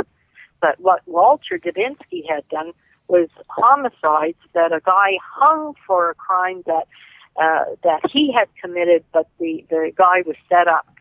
And one was a soldier, and he had done this girl Carrier. I'm going to give you the spelling. I don't have all this material right in front of me. And when you say off the top of your head, how was Tippett killed? All right, Clyde had done a guy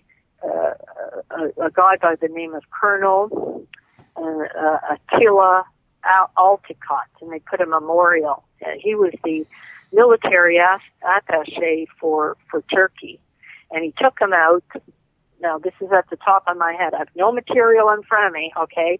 It was on Friday. Let me think on the top of my head here. Friday, August. I think it was Friday, August the 27th, 1982. I might be dead on the button there. I have to remember dates and times and how many bullets were shot in his head of what Clyde told me. Can you imagine that all the time of remembering? Well, anyway. Well, you have an amazing memory, I'll just say that. Okay. He was in his car. Clyde and his son stalked him for a week because they were stalking him from Regina Street in Ottawa, from where this colonel, Attila Alticott, had his residence with his wife and his daughter, to his Turkish embassy, which was on I can't pronounce it, but it starts with a W, something like Wurt or whatever. Anyway, I'm going to work on that, the Google map of the route he followed. So he'd follow, and at the right time, when he was coming off, he said this thing called the Western Parkway onto the Island something Parkway. The car had to stop where the colonel was in, and it was the second car from the stoplight, and he would then turn a right onto the Island Parkway. Okay. Anyway, it was called the Island Parkway, but it's now known as the Sir John A. Macdonald Parkway. So streets have been renamed where these hits have happened, just to make it difficult, right, for somebody trying to research based on what he said to me, right? But anyway, he said he had a Browning, a semi-automatic, which he shot got out of the car as the sun turned, veering to the right onto the Island Parkway on the side or whatever. And then he went over the meridian and shot a volley of, I think he said it was something like 11 bullets, 10 of which hit him in the head and in the throat area, in the neck area. That's why I get mixed up. Who is he shooting? Who is he murdering here? Colonel Attila Alticott. I think it's. Let me see. Where did this occur? This was Friday. I think it was August 25th, 1982. Yeah, I'm trying to remember. I was trying to take this course of how you remember dates and times and people and places of what was being said. Yeah. You know, like Clyde would say very vivid things like a red pillow within the room. And I would try to remember this, and that was Ida Dean Jean. And he placed that pillow, I think it was under his knees or under her head, something like that. I got to remember exactly. I'm almost have to go under hypnosis to remember word for word what he told me. Anyway, the pillow and what he was starting to talk about is where she had hidden her money and why he used the ice pick on stabbing her over and over again because he couldn't find the money. This old lady had hidden it in amongst Kellogg's, the top of the box, and then put all her material in her kitchen and filed it and had it in, sort of like her money in a sugar container in her kitchen or whatever, and he couldn't find it. He wanted to get in and out with her big coin. Unbelievable. And he set up a guy first that the neighbors would see that this guy that had epilepsy, and he couldn't remember. I told you that this was the guy that did the epileptic fit in front of the Dealey Plaza, right? So anyway, where did I get off? I went on a tangent here. Anyway, this Attila Alticott was shot, and Clyde said he threw the Browning, semi-automatic into the car. I think he said it was 9mm or something like that, 9mm, semi-automatic Browning. Threw it into the window and took off under the bushes, and he had his whole, escape route planned. And then his son picked him up at the designated, pickup spot. Now this was done over and over. He'd have the escape route planned. He'd have all these disguises because he's already semi-bald. He's just got a bit of hair around, sort of like, the way the monks wear it. The top of the head is bald, but they have like a circumference of hair around at the bottom of the head. Okay. Okay, so what he does is he's got all these wigs, rugs, I call them. He doesn't like the term wig or rug. He calls them a system. So I, one day, when I was doing the show with Nelson Thal, said, the hitman has to keep on killing because it costs an awful lot to be a member of the hair club for men. Each of these systems has to be handmade, and they're pretty expensive. So they go through within 6 months. You have to buy a new system. So I said that's why he has to kill another person, because belonging to the hair club for men is pretty expensive. So I said something like that on the show. So that's why he has to waste people for his next friggin' rug on his head. Anyway, one of the things that I taped was Clyde saying on a cellular phone to me, I think it was either Queen and Young or King and Young. He calls me up and he says, Haley, what am I going to do? My system. I had it taped down, but the tape is not holding it. And every time the streetcar door opens, the system keeps on flying backwards. What am I going to do? Everyone will see that I've got a system on my head. How vain can you get? How sick can you get? I said, look, Clyde, make sure that the door is shut. Then hand the transfers. Hold your hand over your head. Where's your hat? You know, where's all your disguises? Where's your TTC hat? He didn't even wear a hat that day. He was so concerned over his friggin' system. Can you imagine that? And he calls me over that. So I said, hold your hand on the top of your head and then shut the door and then hand the transfer. And when the people are seated, then they won't see that you have a rug on your head. What kind of a sick individual has been riding the TTC? And they made big hullabaloo. Some guy was found falling asleep, and some customer photographed a TTC ticket collector asleep at the helm, fast asleep, and that hit the front pages. Boy, oh boy. What I want on the front pages is ex-TTC driver does hits, Christine Prince, the little girl, Tracy, at the top of my head here, it starts with a B. Anyway, a little black girl that he put in the Marie Curtis Park over a bridge. He showed me where he dumped her body. She used to come on the streetcar. So all these people he cased of who went down, black people or whatever. When they almost took him down, a police officer from the Toronto homicide squad wanted to interview Clyde. That's when I almost saw him have a nervous breakdown. What do they want to talk to me about? He started telling me. What do they have on me? I don't know. They've asked me to come into the police headquarters. So what it was a guy named Winter, Chad Winter, that he had wasted. Well, what did they have on his person? God, the damn transfer with Clyde's fingerprint on his person.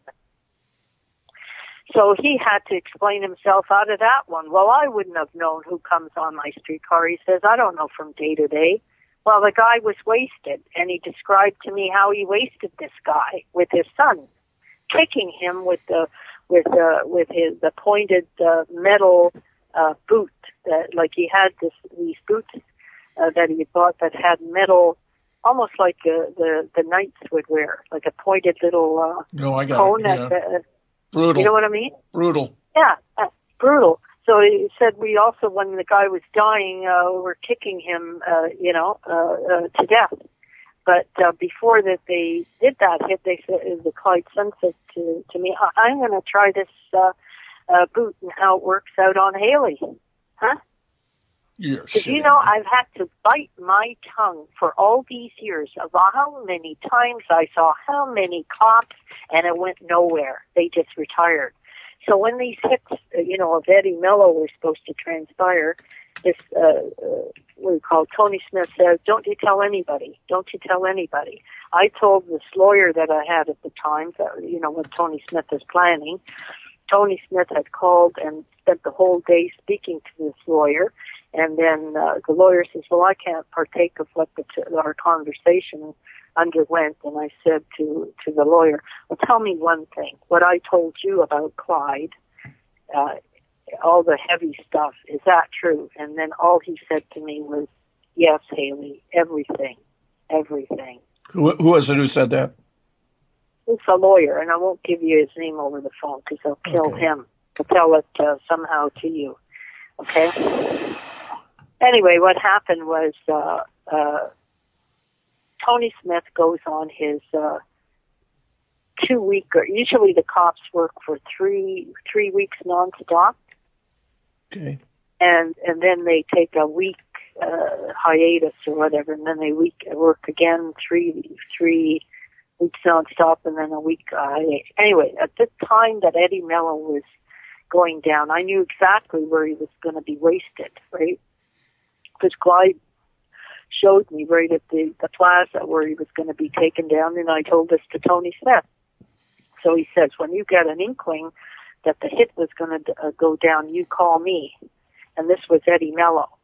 So what happened is I couldn't get a hold of him. He says not to call anyone. I was trying to get a superior. The superior above Tony Smith was not available. Anyway, the hit happens, and all breaks loose because I go to Tony Smith, and then he starts denying everything I said and did. Then what he does to waylay everything, he goes into out of homicide into internal investigation. So if I come with a complaint, he's the person I'm supposed to speak to. Do you see what I mean? Yeah. So the superior, he came before a tribunal, a police tribunal there, because he also started trying to pick a fight with his superior and make him into someone who was sexually harassing this woman that had been calling Clyde. So her name was never even mentioned at the hearings, but I know who it was, and I'll tell you. I won't say it over the phone again here. But anyway, short end of it was the superior's word against Tony Smith. Tony Smith, all he wanted, he's in retirement, was his pension again. So all these lying friggin' cops, like he said, there's no cadaver of this dismembered person. Well, I'll send it to you, so I'll show you. It's for real.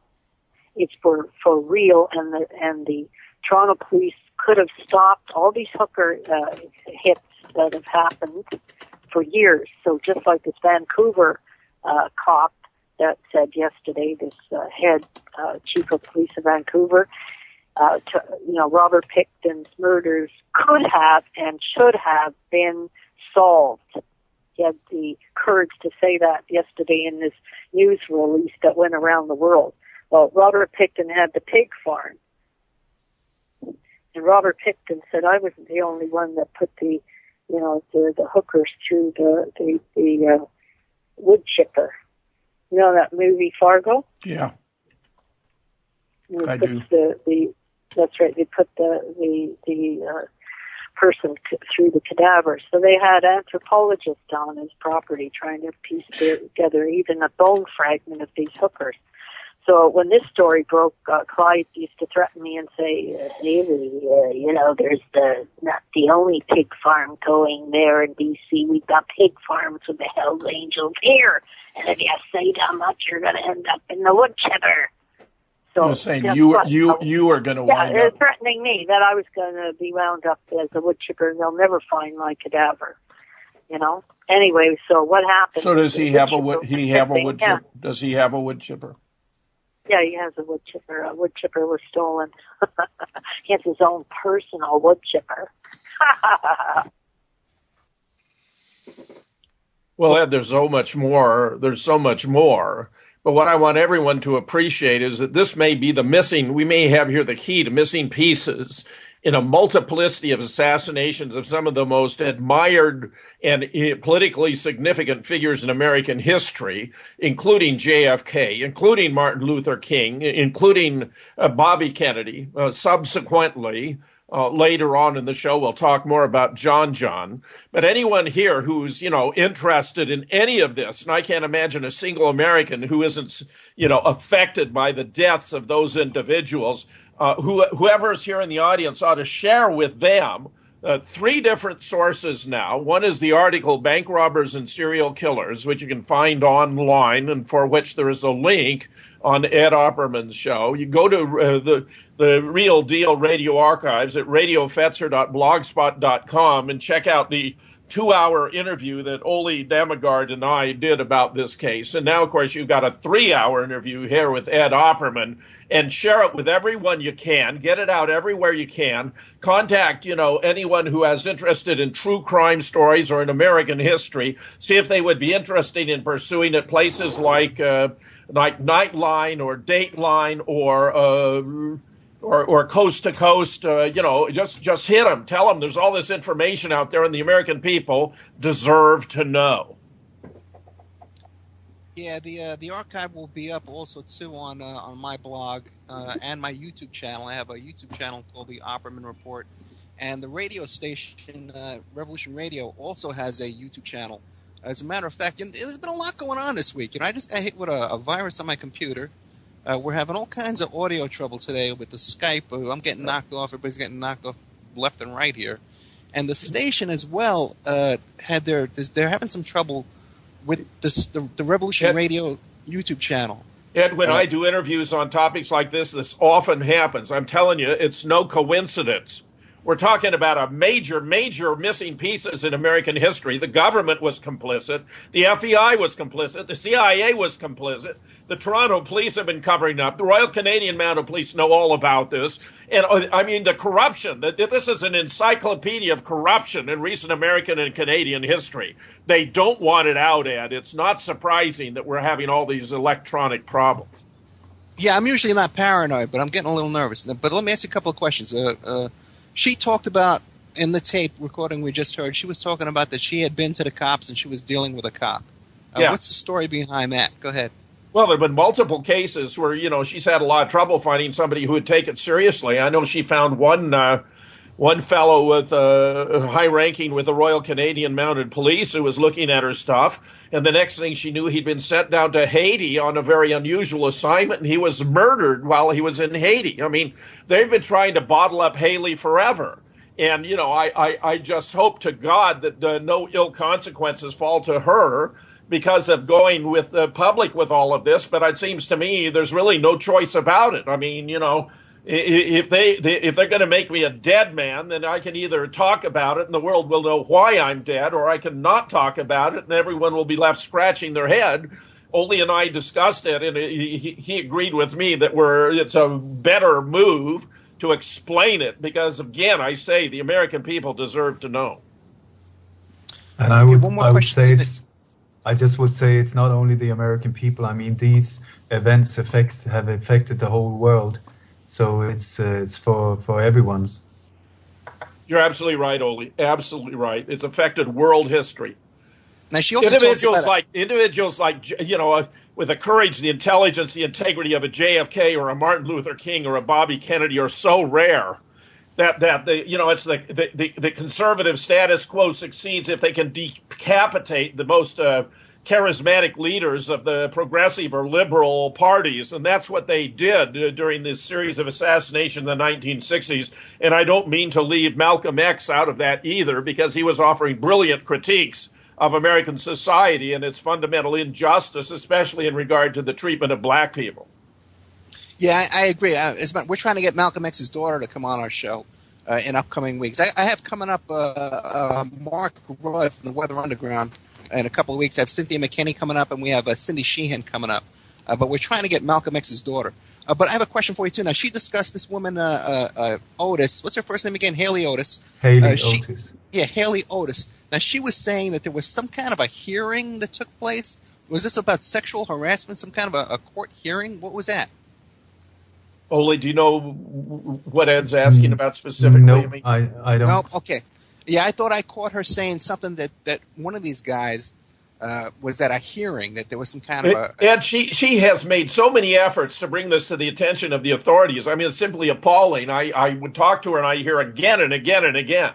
I mean, one illustration was the cold case officer, where she went to him and explained how many of his cold cases could be solved. And he said, "What do you want to do? Put me out of business?" He wouldn't pursue any of it.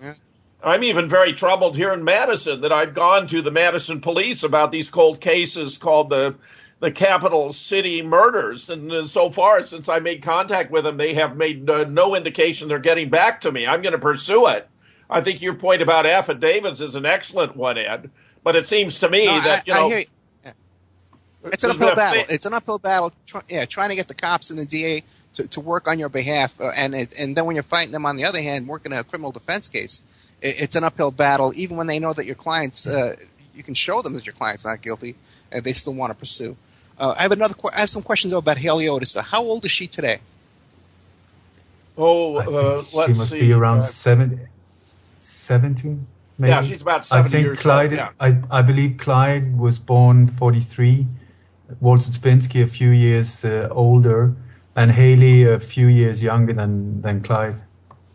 Okay, now you said earlier that she had a radio show. What kind of radio show was it? Where are there archives? It was called Cloak and Dagger, Ed. Okay, it was a well-known show in its time. Archives available? It was talking about conspiracies. It was a radio show. It was I don't know that it was even internet at the time. I don't think there was internet at the time they were doing that. But it was out of Canada, Cloak and Dagger, and she was a co-host. And did she talk about these kind of topics in specifics? She did. She told me that she got a lot of this, that she explained it during the Cloak and Dagger shows. But, talking about it on a radio show is one thing. Getting authorities actually to take some sort of action or pursue it is a whole nother. No, I understand. But okay, you can do searches on Cloak and Dagger, and you're going to come up with a whole lot of past shows. Oh, you can actually listen to audio. I suspect you can. As far as I remember, she said that there are websites with these sound files. Okay, that there are websites that have archives with a lot of these shows. She went on an alias as well, Elizabeth Windsor, and Agent Ladybug, these two aliases. Now, Ole, you were telling me that there's a connection to the John Lennon assassination. According to what Clyde has told Haley, or what Haley says that Clyde told her, that he was a second shooter together with Jose Perdomo, that he was there as well. And I can only say this is what she claims. I have no idea. James, do you have any tape recordings of her discussing the John Lennon assassination? Yes. Yeah. Ole's listened to them more recently than I. So, yeah, there is something, yes. She does talk about the Lennon assassination in there somewhere. And I'd like to let it be known, to any authorities, federal, state, local, or whatever, that I'm glad to share my archives of conversation with Haley. Ole, I'm sure, would be willing to do that as well, because I provide them all to him. He has shared them with many, many people. I've shared them with many, many people. There's a lot out there, a lot of those out there who have them. In part or in whole, and who would be, I think, perfectly willing to make them available to those who have a serious interest in pursuing this. For sure. I mean, the main thing is that the truth comes out there. Now, she also made an accusation that one of these guys was sodomizing children. Well, Clyde Forshaw, apparently, she's got one horrific story about taking two little boys out for fishing. I believe their names were Richard Hovey, H-O-V-E-Y, and Eric Jones. They were taken by Clyde and they disappeared. And Clyde's a very, very sick person. His depravities are quite extensive and varied, and I talked about how he had murdered people every possible way. One of the most gruesome stories she told me about was he was murdering a woman who was the owner of a jewelry store, and he, stabbed her or partially dismembered her or so forth, and she was curled into a fetal position and merely whimpering when someone came to the door of the store and wanted to know if she was available. And Clyde very calmly, very coolly goes and answers the door and explains, no, she's not available now, but to come back later. Then he went back and took an axe and split her head. Yeah, that's the impression I get, that some of these people, after they've killed so many times, it's just a day at the office. But let me ask you this. Now, you mentioned the names of these two young boys who were murdered during this fishing trip. Now, are there newspaper articles of these boys in this story? Yeah, I'm sure. That's a great point, Ed. Yes, you could do searches on a whole lot of the names and cases. I mean, if you went back and listened carefully to the tapes that we've just played here, which is a tiny, just as a tiny fraction. Sure. And that second longer is a part of multiple tapes that I have embedded in the article about bank robbers and serial killers. I mean, there's several hours of my conversation with Haley embedded in bank robbers and serial killers. And you could get the names and follow them up, yes, and confirm the killings and so forth. And I'm convinced you're going to find them, that they're there. Right. If people want to listen to more of these tapes, I'm sorry, only 1 second. If people want to listen to more of these tapes, there's a whole bunch of these recordings on the article on Veterans Today under Jim Fetzer. It's available on my blog. But real quick, another question is now, because we have the names of these boys that are turned up missing. Has anybody contacted their family with this information and said, because I'm sure they have family that are concerned and looking into investigating this murder? Haley's made effort to contact the families of a lot of the victims, and they tend to run her through a lawyer or the police, and the police serve as a buffer so that the families never get the information directly from Haley or in a position to pursue it. You got to imagine, if you're the subject of one of these horrific crimes, that you may be very concerned that any information you're getting is legit, and therefore they create filters, but unbeknownst to them, the filters are actually depriving them of access, at least in the instance of Haley, to what I would believe to be accurate information about what actually happened to their loved ones. Gotcha. What were you going to say, Oli? No, also with Haley is that she comes up with incredible details that nobody would know if they hadn't inside information. So, and also there's so many cold cases that she talks to Jim about, naming details, dates, names, places where the body was dumped or buried or whatever. She has incredible information, and it's collected in these calls.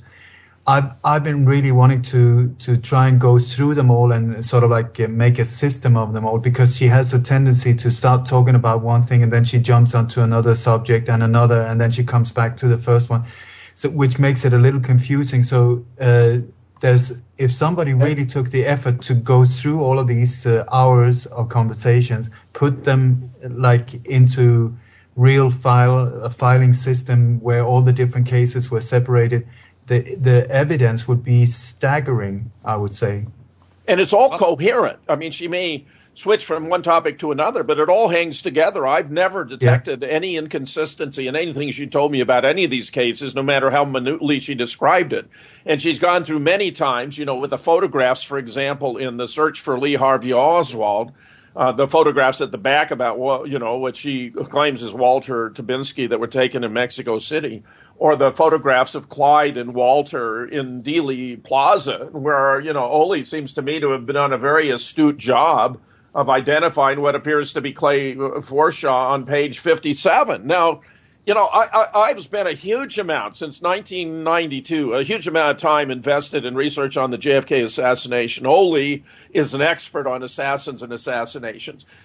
She has provided information and details that neither of us was aware of by Ole's own evaluation of what she has said to me, which he has listened to and evaluated for himself. Okay. Let me hit you with a couple of things, because, like I said, I'm a working private investigator. That's what I do for a living. So I get a lot of phone calls from people, witnesses. I got to take witness statements. So when I hear you interviewing this woman, I don't hear anything all out of the ordinary that would cause me to question what she's saying. She does sound like a credible witness, and witnesses do start a story, and they're telling one thing, and they get distracted and going on, and you gotta meet that out, okay? So I have no problem with all of that. And a lot of what she says is extremely chilling, and you get that gut feeling of credibility there. My question now is, if she's giving you guys locations of where bodies are buried, has there been any kind of effort made to go and check that out? I live in Spain, so it's quite a long distance for me to take a shovel and go and look for it. So the answer on my part is no. Yeah, I'm getting as close to this case with the resources at my disposal as I can. I don't have the time, the money, the opportunity to do anything like that. But if there are others there who are in the position to do it, I would encourage them. You can think of Ole and me as, doing the spade work on this case, but where I would welcome others participating in their own research to confirm, names, dates, and so forth, go through the conversations, for example, all those that are archived on the bank robbers and serial killers article, and see what they can come up with, because, it's impossible to cover up all of these things. It's right. Lincoln said, you can fool some of the people some of the time, and all the people some of the time, and some of the people all the time. But there's going to be a lot of evidence of a lot of things she's reporting, which I'm very confident you're going to find there. And there are enough names and specifics that it ought not to be that difficult. Well, let me ask you this now. There's a lot of ingredients in all this: the assassinations, the sodomizing children, pedophilia. The children are not merely sodomized; they are subsequently murdered. I mean, you got to understand. This is not. This guy plays hardball. These kids have never been seen again. They disappeared. He took them fishing, and they've never been seen again. Haley just happened. He was so open, and detailed and specific with Haley. She learned so much more than no one in the world knows as much about these events as this woman, and therefore she ought to be in some witness protection program. Instead, I'm concerned that her fate may be entirely the opposite. Yeah, unfortunately, it would be so simple to murder a 70-year-old woman that it's not even funny, and no one would barely investigate or anything. But a real question is, though, I have for you is: have you uncovered any connection to the Process Church of the Final Judgment, the satanic cult that was back involved in the Son of Sam and all that kind of stuff? No. With this, I haven't. Not to my knowledge. Okay, but I did have a friend who noticed that in this photograph I have of Clyde that Haley drew my attention to, which I actually have posted at radiofetzer.blogspot.com. He's wearing a knit cap with a skull and bones insignia, and my friend inferred that he actually was a worshipper of Satan. So it may be that there is such a connection there, Ed, that I don't recall Haley specifically addressing it. But, if we went back the whole corpus, possibly there's something there. It just doesn't stand out in my mind.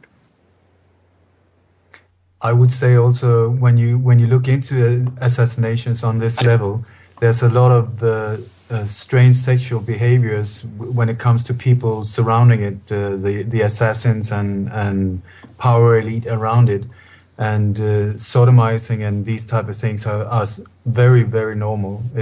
Also, when you look around the JFK assassination, you got like David Ferrie, Clay Bertrand or Clay Shaw, that was also entangled with these people and as far as I know, into sodomizing and these type of odd sexual behaviors. Let me say, in one of these more recent conversations she and I had, subsequent to the bank robbers and serial killers, she talked about Clyde putting the same revolver to her head that he'd used to kill Officer J.D. Tippit, which, of course, was used as a crime attributed to Lee Oswald, though he can't possibly have done it. He was already in the Texas theater by, 105, and this killing took place about 110. Aquila Clemens, who was seen across the street, said 2 men had killed Tippit and that neither of them looked like Oswald. In my impression, I'd have to go back and review the case in greater detail, is that one of them was larger and would have resembled Walter Tabinski, and the other was shorter and would have resembled Clyde Forshaw. So, I mean, when Haley tells me he was putting the same revolver to his head that he had used to shoot J.D. Tippit, I believe her. Gotcha. Hey, before we go too far astray from the Process Church connection, James, are you familiar with Peter Lavenda and his information that he said that the Process Church was incorporated by the same attorney in New Orleans that also incorporated that church, that Orthodox Catholic Church that David Ferrie and Guy Bannister and all those guys were members of? Ed, I wouldn't feel comfortable going there myself because, this is just not familiar territory. I mean, there's very little that would surprise me any longer, frankly, about these cases. They're so complicated, so convoluted, they're so corrupt, and they have so many different dimensions and aspects. I mean, that it would not surprise me is the best I can do for you on this occasion. Okay, I have my own interest in that topic, and I've heard Peter Levenda. You familiar with Peter Levenda? That name is familiar to me, though I can't recall precisely why. Okay, try and find it. He has Ole, are you? No, I'm not. Oh, well, you should look up his stuff on YouTube. He's got some speeches on YouTube, and there's this really odd thing he mentioned because he lived right next door. You guys have heard of that Orthodox Catholic church that David Ferry was a bishop in, and Guy Bannister was also a bishop in? Yeah. I didn't know about Bannister, but I know about the Ferry. Yeah, me too. Right. Okay. Oh, yeah. Take a look at that's Ferry, what I think didn't he get kicked out because he was gay? Yeah. That is the official story, at least. Yeah. All I'm bringing up is this information that Peter Levenda comes up with, and I'm curious if I could get any confirmation of it, because to me it would be very interesting if that is accurate. And we're trying to get a hold of him to be a guest on the show as well in the future. We haven't gotten through to him yet. Okay. I'm the wrong person to answer that question. But you wanted to ask Ole about John Lennon, and I guess Ole already answered that question. But Ole did a fair amount of work about the role of the apparent role of Tabinsky and Clyde in relation to JFK, and this thing about Walter firing this weapon, which, as I recall, was it supposed to be a paralyzing dart, Ole, that he was firing? Some kind of paralyzer. Yeah, I found it really odd to start with as well, but until I started studying the Zapruder film from a different angle, and then it all made sense to what she said. Yeah, except to me, it seemed to me the trajectory just wasn't right. I mean, the shot to JFK's throat actually passed through the windshield and appears to have originated at the south end of the Triple Underpass. And, this appears to have been fired by an Air Force expert by the name of Jack Lawrence, and Jack even had a couple of small incisions in his face that David W. Mandick, MD, PhD, who was the leading expert on medical evidence, inferred had been from tiny shards of glass that hit his face as the bullet passed through the windshield. So I haven't seen evidence of the shot she attributes to Walter here, nor because of the relative positioning of Nellie Connolly and John Connolly and Jackie and Jack. It would have seemed to me to be a very difficult shot to take. So I have had difficulty reconciling what Haley has said about this. So she's repeatedly explained it to me and taken me to photographs. And I know the figure she's talking about in the Zapruder film, to whom you are alluding, and of whom she has spoken, numerous times. But there's another possibility as well. I mean, he is there. He really looks like he has a weapon. He very much looks like he has a bulletproof vest, which is highly suspicious on that day, on that occasion. I mean, nobody knows for sure if he really fired. I mean, I think there were more shooters than shots fired this day. And but like I say, it's his story to her saying that he was positioned there, and that's exactly where this figure is in the Zapruder film. I see there's a question from the chat room about whether the Jesuits were involved in the JFK assassination. I can only say, to the best of my knowledge, they were not. That you have to distinguish between the sponsors, the individuals and groups who wanted JFK out, principally to replace them with those of Lyndon Johnson, versus the facilitators who made it happen, versus the mechanics, the shooters, and their coordinators and supervisors on the ground. The sponsors, in the case of JFK, included the CIA. Jack was threatening to shatter it into 1,000 pieces. The Joint Chiefs.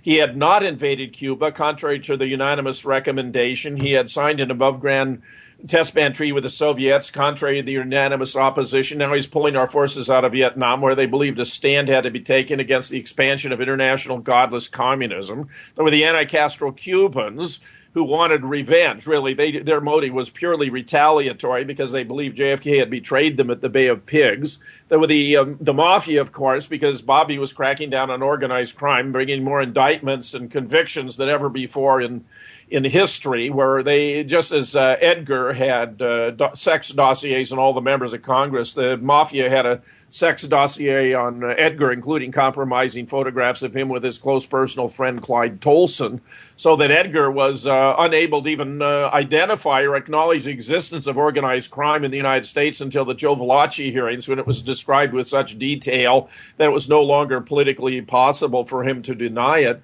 Then you have all the Eastern establishment surrounding the Fed, because JFK had instructed the Department of the Treasury to print tens or even hundreds of millions of United States notes. I remember as a young Marine Corps officer holding one of these in my hand. It had a red embossed imprint rather than green, and it said United States note rather than Federal Reserve. Jack thought it was absurd that the American government should be paying interest to a consortium of private banks, which is the Fed, for printing the currency of the United States.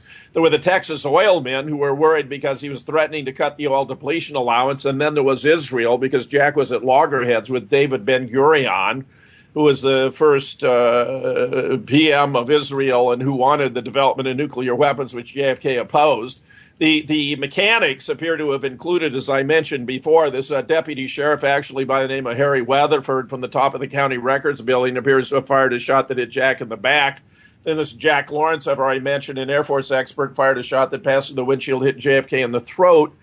Then we have 3 shots that were fired from the Dow Tex by an anti-Castro Cuban by the name of Nestor Tony Escadro, who appears to, by the way, have been supervised by none other than George Herbert Walker Bush. If you want to read a fascinating article about this, read, did George H.W. Bush coordinate a JFK hit team by Richard Hook and me and Veterans Today? Then we got Roscoe White, to whom I have referred before, who is a Dallas police officer with ties to the CIA, who is on the grassy knoll, but who appears to have missed, although it was the shortest shot.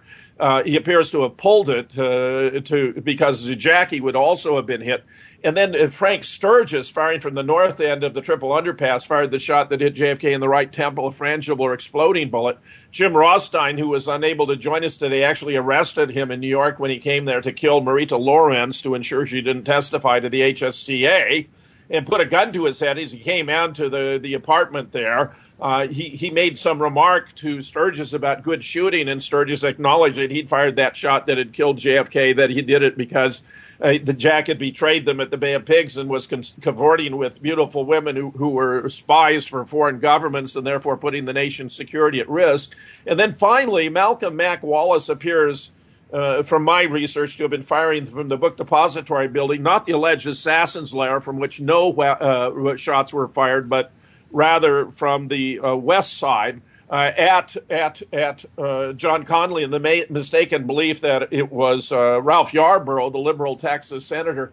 Lyndon and Jack had a huge argument that morning where he tried to get Connally out and Yarborough in, but Jack overrode him on the ground that the chief executive of the state should ride with the chief executive of the United States, but there wasn't time to get the word out to the assassins.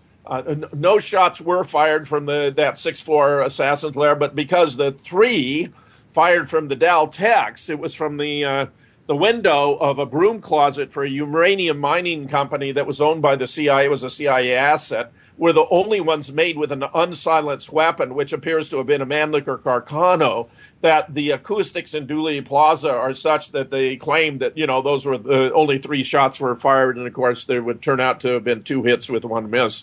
That's the short take on the case. Before we go ahead, Ed. Well, what does Haley have to say about Frank Sturgis being involved? Well, I don't know. I don't think she knows her. I don't know that Haley and I ever talked about Sturgis. No. Okay, she knows a great deal about Walter and Clyde, but I never heard her and her own brother, and also Charles Frederick Rogers. Yeah, Charles Frederick Rogers, right? She used to live together with him in I think Montreal or Toronto, the years after the assassination, 1967 or something like that. She said that Clyde hated Charles Rogers. I know not why, unless it was because she had a relationship with him. But the 3 tramps who were escorted through Dealey Plaza have often been misidentified. But the first is Charles Rogers, whom the third, who is Chauncey Marvin Holt, knew as Richard Montoya. The second, of course, was Charles Harrelson, the father of the actor Woody Harrelson, who would wind up spending the rest of his life for the assassination of a federal judge using a high-powered rifle. And then the third, Chauncey Marvin Holt, who was very interesting guy. I got to know him personally, just as I did Madeline Duncan Brown, who was Lyndon Johnson's mistress, began an affair with him in 1948, bore him a son, Stephen, in 1950, and was actually present at the home of Clint Murchison the night before the assassination when a ratification meeting took place there that involved the presence of J. Edgar Hoover, Richard Nixon, John J. McCloy, Brown was the first name from Brown and Root Heavy Construction. McCloy was interesting to be there because when Lyndon created the Warren Commission to cover it up, he took the 2 civilian seats and gave one to Allen Dulles, former director of the CIA, whom JFK had removed, and the other to John J. McCloy, who'd actually been present at the ratification meeting. This just shows how treacherous all this was at the time. I mean, Lyndon was a totally unscrupulous person. I'd like to go back to the 3 tramps, okay? The first I ever heard of the 3 tramps was when my friend, A.J. Weberman, wrote the book in 1977, Coup d'etat in America. Right. And he published a photo of the 3 tramps, and it was also posted in Yipster Times or Overthrow magazine across the street over at Yippie headquarters. Now, before that, though, did anybody ever focus... But Ed, his identifications were wrong. He thought, for example, the third of the tramps was E. Howard Hunt. It was not E. Howard Hunt. It was Chauncey Marvin Holt. I organized a whole symposium in Dallas on the third of the 3 tramps. I had his wife there. Chauncey was already deceased, but I had his wife there and his daughter, who proved very adept at using photographs from the family album, and she did superpositions, such that Jerry Rose, who was on the faculty for one of the state colleges in the New York college system, who edited the 3rd decade, later the 4th decade, rose at the end and said that while he'd always been convinced it was E. Howard Hunt, after this symposium, he was now reversing himself and realized it actually had been Chauncey Marvin Holt. Okay, does AJ still say it was E. Howard Hunt or no? Oh, I do not know the answer to that, but Lois Gibson, who was a celebrated forensic artist for the Houston Police Department, also identified them just as I have identified them. And, there's a discussion about them in the book, The Man on the Grassy Knoll, where her identification occurs. It's also in my book, Murder in Dealey Plaza, where I discuss it in a couple of places. But well, let me ask you another question. Was there any focus, though, on that photograph of the 3 tramps before AJ's book? Discussion of the 3 tramps before? Yeah. Was anybody saying, hey, these guys could be this? They were probably guilty. They were involved somehow or anything like that? Or was it that the first time? Yeah, I'd have to go back and look at Okay, I'm just curious because I was there when he wrote the book and I knew him then. It was a congressman by the name of Thomas who winked at Lyndon when he was being sworn in for a job well done aboard Air Force One. In fact, the fact that Lyndon had everyone come forward for his swearing in, which was absolutely unnecessary under the Constitution, to get everyone away from the casket of JFK, which was in the back, and it was during the swearing in that his body appears to have been removed from the casket, put in a body bag, and stored in a secret compartment of the plane, so that when it landed at Andrews Air Force Base, it was offloaded and transported in a helicopter to Walter Reed, where the bullet fragments, these different shooters use different caliber bullets and so forth, were removed from the body, and then it was transported in a black hearse in a pinkish gray metal casket of the kind that was being used to bring bodies back from Vietnam, and it was inside a body bag to the back of the morgue at Bethesda Hospital, such that, for example, Gerald Custer, who was the radiation technician who actually took the x-rays at JFK, was heading upstairs with autopsy x-rays in order to have them developed in the company of 2 Secret Service agents. When he looked out the window in the front and saw the huge entourage with a gray Navy ambulance pulling up, and Jackie was coming in the front of the building, and he was very puzzled because, of course, the body was already in the morgue and the autopsy had already begun. Can I just mention about the 3 tramps you were interested in those? Yeah, please. Yeah. According to Haley, Charles Frederick Rogers, that she's later lived together with in Toronto, I think it was, he worked for the ONI, the Naval Intelligence, according to her. And it's said that he later killed his parents and chopped them up in pieces, put them in a fridge, and then disappeared out of history. But according to her, it was Clyde and Tabinski that took care of his parents. They were trying to get to him and that they were the ones killing his parents. Let me say, there's much more we could do about that. I want to say something else before we play the final clip, which is relatively short, from Haley, which is to do with John.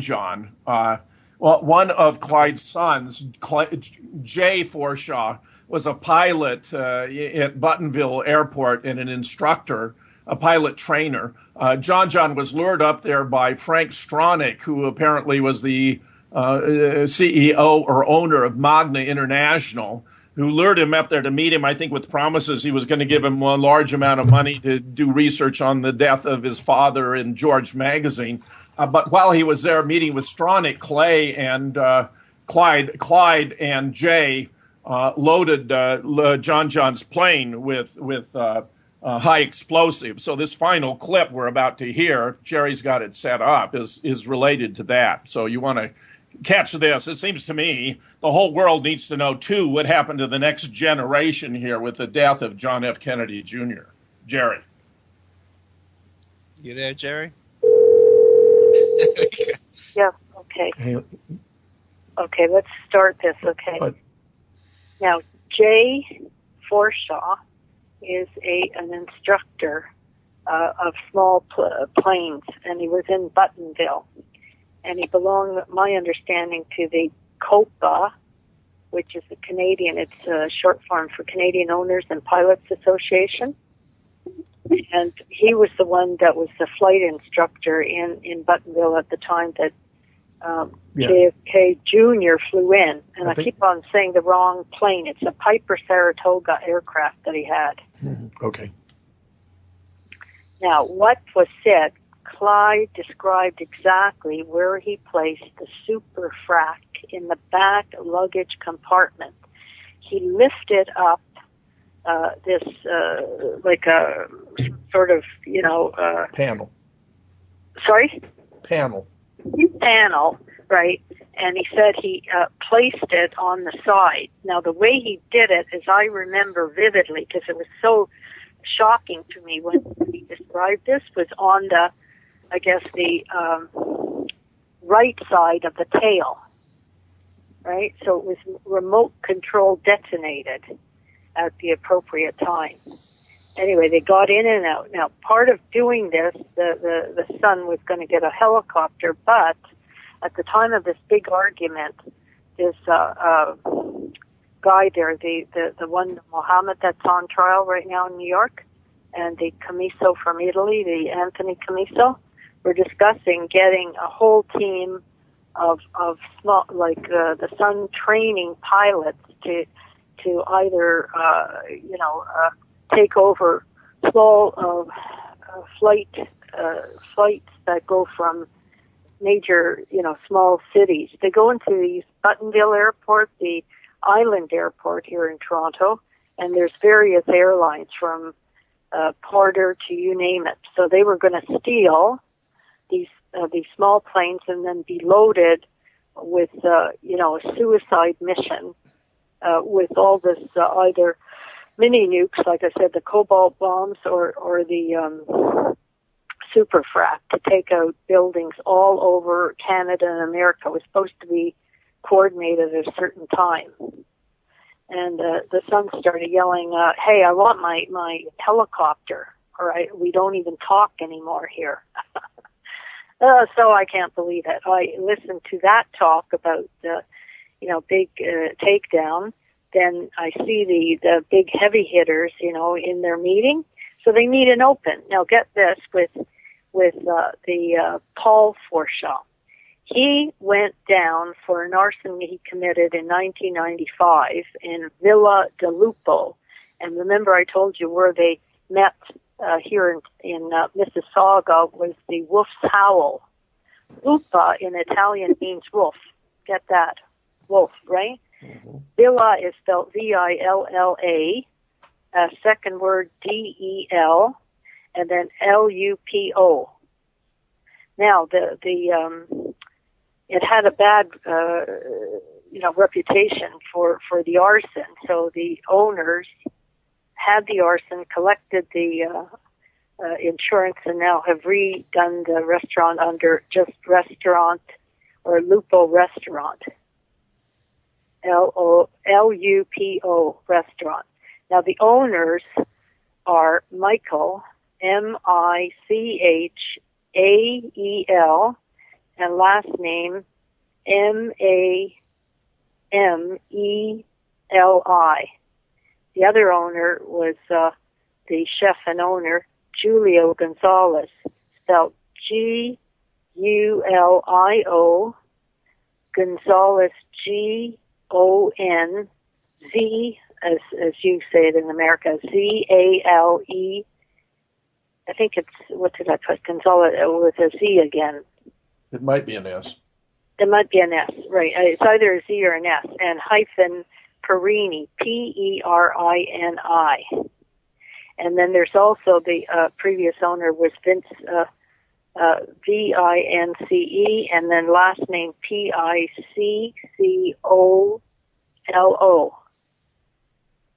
Okay, so they collected insurance. Now, when he did the time, he started laughing. He said, I just did a few, not even a year for that larceny, but he took out that restaurant, 5 businesses plus a gay bar, the best gay dance bar in Vancouver.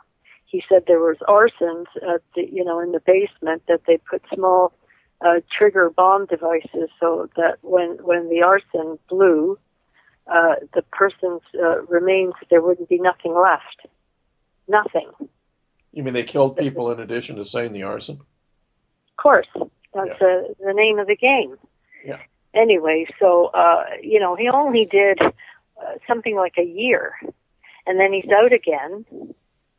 But the big thing is they took down the Victoria, government hierarchy, and the RCMP put a sting in that same place, the Villa de Lupo.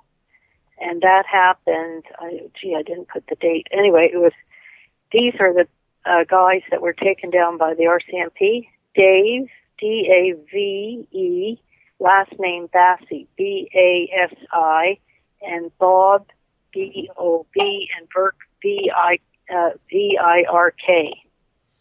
They were going on trial for, again, major corruption within the government. But they met right in this bar, so they put a sting right in the place. So they meet with the Italian mob, and whatever. I can't believe, this thing goes on and on. They meet right in the open with the Italian mobsters, these government officials that are all part of the take for illicit, government contracts of building contracts and construction contracts and on and on. So the problem is not just in Quebec, it's rampant all over Canada.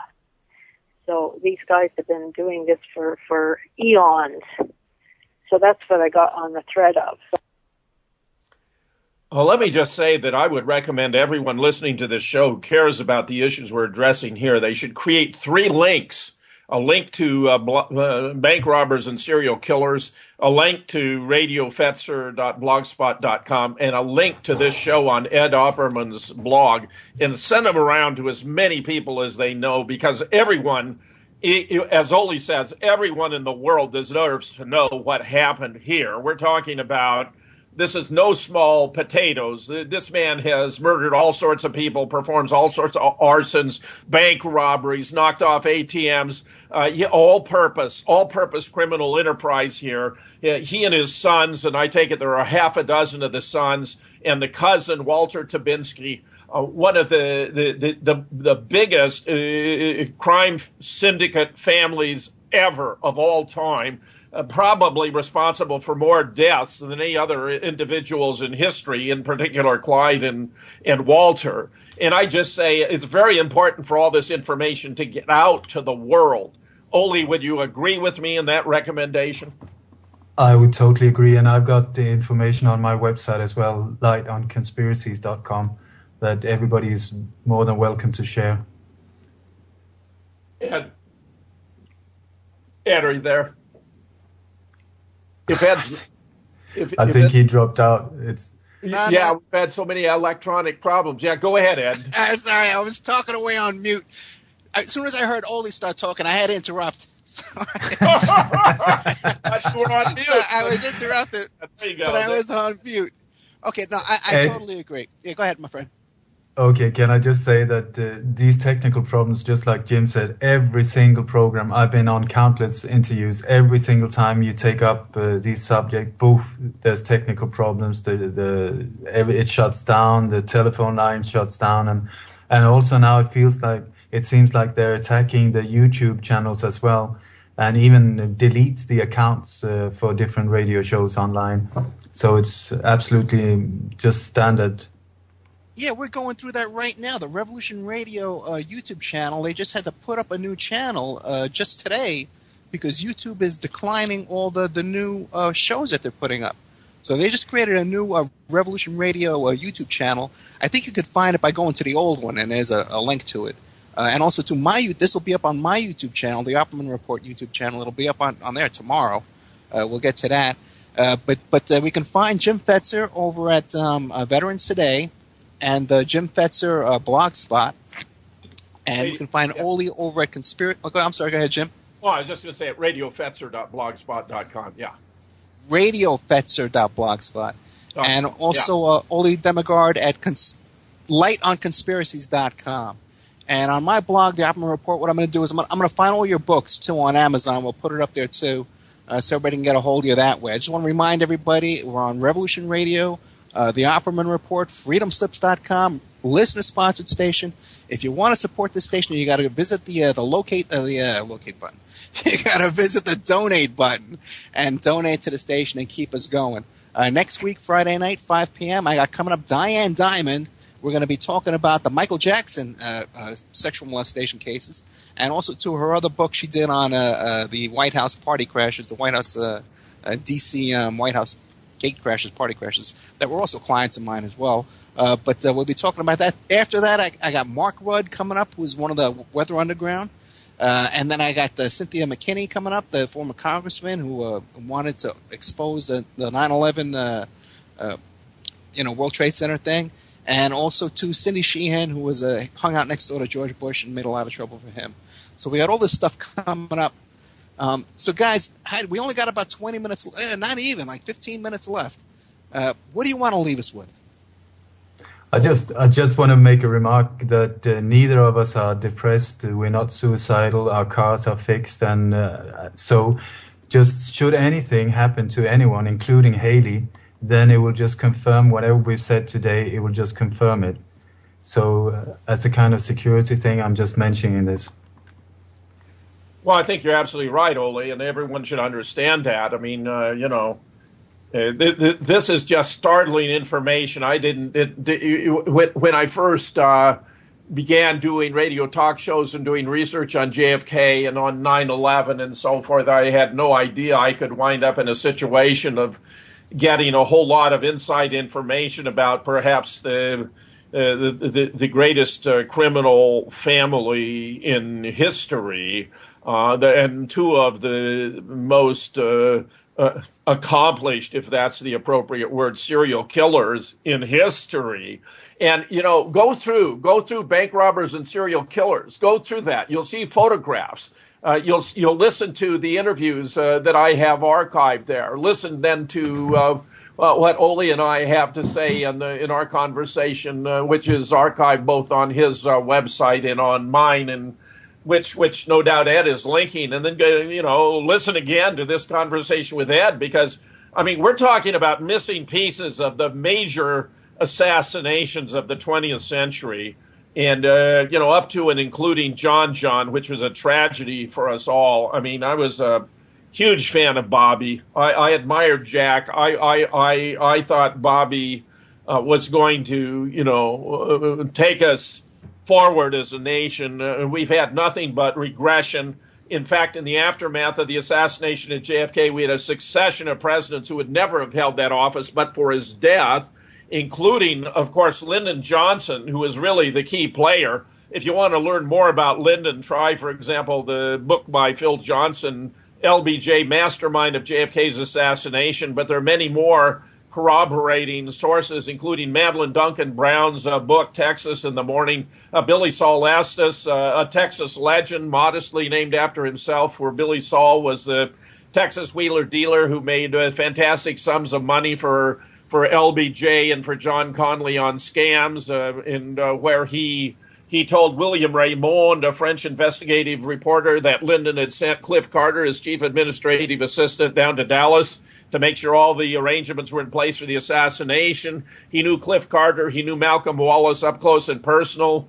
Mac Wallace was Lyndon's personal hitman. He murdered a dozen people for Lyndon, including one of his own sisters. Further corroborations come from Barr McClellan, who worked at the law office of Ed Clark, who participated in the planning for the assassination. We have the new book by Roger Stone entitled The Man Who Killed Kennedy, The Case Against LBJ, where what's striking about Roger Stone is that he's a right-wing political operative. He was instrumental in getting George W. Bush elected down in Florida. He's very familiar to politicians on the right wing, and therefore he really gains access to a whole different audience than many others who might be otherwise skeptical about Lyndon's having played such a pivotal role. The fact of the matter is that he forced himself onto the ticket. He not only was not on Jack and Bobby's short list, he wasn't even on their long list. Jack had already extended the invitation to run as vice president to Stuart Symington of Missouri, but gave him overnight to think about it. And in the meanwhile, Bobby made a pro forma gesture of going to the Lyndon Johnson suite and extending the nomination to him, which he expected he would refuse because it would entail giving up his position, the powerful position of Senate Majority Leader. Instead, Lyndon leaped on it and was very manipulative and told Bobby that if he weren't on the ticket, he'd revealed that Jack had amorous relations with women who turned out to be East German spies, that he suffered from Addison's disease and would not live a long, healthy life, and that as majority leader, if he weren't on the ticket, he'd bottle up any legislative proposals sent down from the White House that would be dead on arrival. Jack and Bobby tried to figure out a way to get out of it, but they were stumped.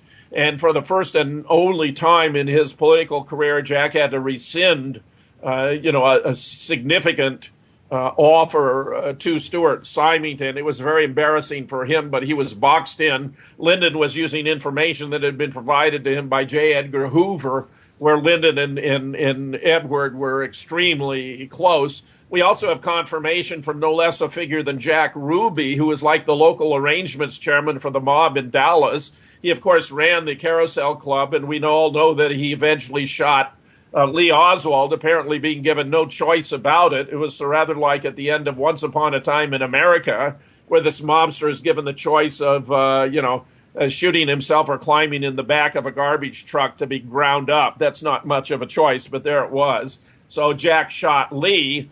In fact, he said to reporters that if someone else had been vice president, this would never have happened. He pleaded with Earl Warren to take him back to Washington, but it fell on deaf ears. Earl had been seduced by Lyndon Johnson, who was a master at manipulating men by telling him, threatening him that his country needed him, and that it was they had to make it clear to the world that Lee Oswald was a lone assassin because, and I believe he actually said this to Warren, they know that it actually traced back to Fidel Castro and the Soviet Union, but if the truth came out that 30 or 40 million Americans would die in a nuclear war, so that he also, ridiculed Warren for being unable to get his pudgy body back into his World War II military uniform, but that his commander-in-chief needed him. And Warren, abdicated his proper role. I mean, think about it. Here you have the Chief Justice of the United States, where if there'd actually been a prosecution of anyone for the death of JFK, then it would have eventually worked its way up to the Supreme Court. But the Chief Justice of the court had already been compromised by his participation in the investigation. There's no doubt that Lee Oswald was innocent of the crime. There are multiple indications of his having been framed for the position, including the backyard photographs. Jim Mars and I did a study of the backyard photographs you can find online entitled "Framing the Patsy the case of Lee Harvey Oswald, where we went through proof after proof after proof. Are you saying that Lee Harvey Oswald didn't do it? The Warren Commission is wrong?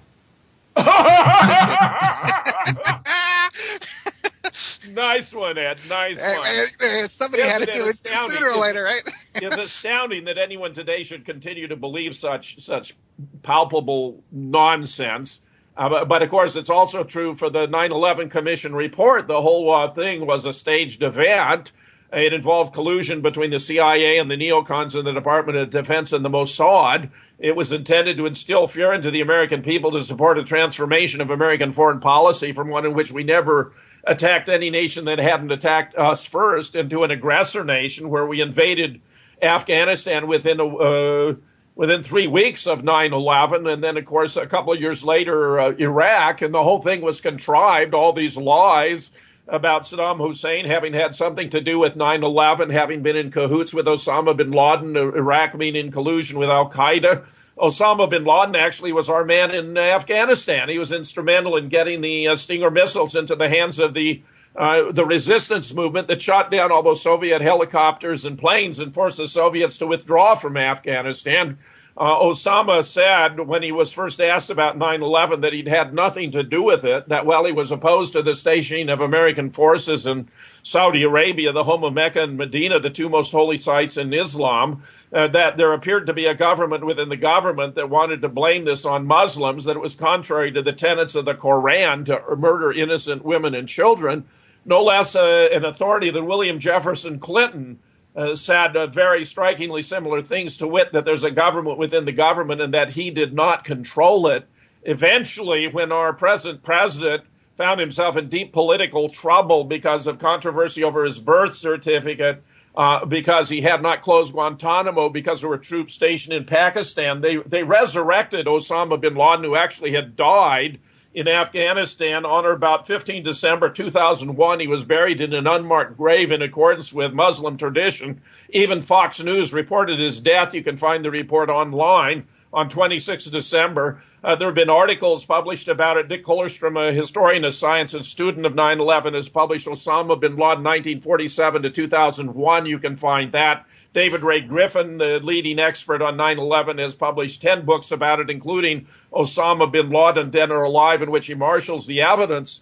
But in 2011, it was so useful to Barack Obama that they resurrected Osama bin Laden, performed a fake attack on a compound in Pakistan. No one there had ever seen Osama bin Laden for the obvious reason that he hadn't been there. We were shown a photograph of Hillary Clinton and Joe Biden and Barack Obama all intensely watching what was presumably a big screen event, television, as the event went down live, until Leon Panetta, then the director of the CIA, admitted that there had been no live coverage of the event for the first 25 minutes, which was the entire duration of the raid. Most of the SEALs who the body was allegedly dumped in the ocean in accordance with Muslim tradition, but it isn't, because, then the fish and crustaceans and sharks can nibble at the bodies. It's very disrespectful of the bodies. Instead, what was going on was massive duplicity, lies, lies, lies. And in the film Zero Dark 30, we got a resurrection of the whole fantastic story. I published a piece everyone might want to read entitled Zero Dark 30, The Deeper, Darker Truths, in which I tie all these loose ends together. But it swept the question of Obama's birth certificate off the front page. They claimed that the tip had come about the location of Osama from Guantanamo. So, gee, aren't we glad it's open? He used troops stationed in Pakistan. Gee, aren't we glad they were stationed there after all? The whole thing was an elaborate charade. But then we're getting nothing but one lie after another from the American government. Since 9/11, nothing has been going right for this nation. We haven't won a single war in which we have engaged. Barack Obama has sent American military forces into 17 different countries in Africa alone. The country is falling apart at the seams. Our economy is crumbling. This was a U.S. intervention in the Ukraine. We have an undersecretary acknowledging that $5 billion was invested to stir up trouble in the Ukraine. They imported Soviet-made weapons. to deliberately fire into protesters in order to support the claim that Russians had done it when Russians had nothing to do with it. Vladimir Putin has been the one sole rational statesman astride the world trying to bring about peaceful negotiations, including in Syria, where the chemical attacks did not come from the Assad government, but appear to have been provided to the rebels by Prince Bandar of Saudi Arabia. The whole thing is a charade. And, of course, we have the ongoing diplomatic issues with Iran, which are quite frankly absurd because our own intelligence agencies, all 16 of them, converged in the conclusion in 2007 that the Iranians were not pursuing a nuclear weapons program, a conclusion they reaffirmed in 2011. It's Benjamin Netanyahu and the Israelis who are stirring up the trouble in the Middle East. Iran is a peace-loving country, hasn't invaded any other country for 300 years, signed the Non-Proliferation Treaty, has allowed inspectors. Israel has a vast stockpile of chemical, biological, and nuclear weapons, which it's never declared, has not signed the Non-Proliferation Treaty, will not allow inspectors. There's a problem in the Middle East, but it has nothing to do with Iran and everything to do with our gallant ally, Israel, where finally we're reaching the point where strategic level thinkers in the American government are reassessing whether our historic strategic alliance with Israel is good or bad, because the Israelis act in their own best interest. Just to give you an illustration, the NSA program. We only got 2 minutes left. You got it. I'll give you 30 seconds. 30 seconds, Ed, and it's all yours. Edward Snowden exposed this vast NSA surveillance program, which the government claims was initiated after 9/11, but actually it was introduced in February, 7 months before. And by agreement, all of our raw NSA intelligence data goes directly to Israel. It turns out that Israel has an NSA satellite facility in Jerusalem, so that they have access to all of our intelligence agencies, all of our intelligence data. Stu Webb suggests that includes even our missile launch codes. No other nation ought to share any intelligence data with the United States unless they want it to go directly to Israel. There are problems in the world, but they aren't caused by Iran or Syria or Russia. They come from a completely different source. I would agree with about 99% of that, okay? And you're right. The same guys who were assassinating JFK back then are still around today. They're still in power today and doing nothing but causing havoc. But we're going to have to wrap it up real quick. Oli, what last words do you have to say? Can you get me that tranquilizer dart? I just want to say I really honor Haley Otis for her enormous courage and stamina that she's been doing for so many years, trying to reveal the truth. And I wish her all the very best. That's about it. I want to thank you for hosting this program, and it's magnificent of you to do that. Thank you, James Fetzer, for coming on. James Fetzer on Veterans Today. You can find him over there. Dammegard. Find him on lightonconspiracies.com. I'm going to have links to all their stuff, their websites, everything on my blog. Thank you very much, guys. We'll see you Friday night. You're listening to Revolution Radio at freedomslips.com. We'll be right back after this message.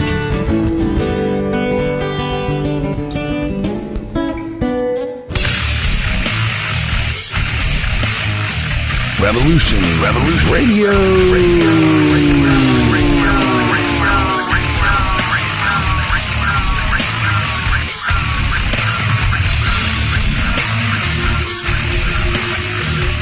You don't see it, do you? How close we are to absolute chaos?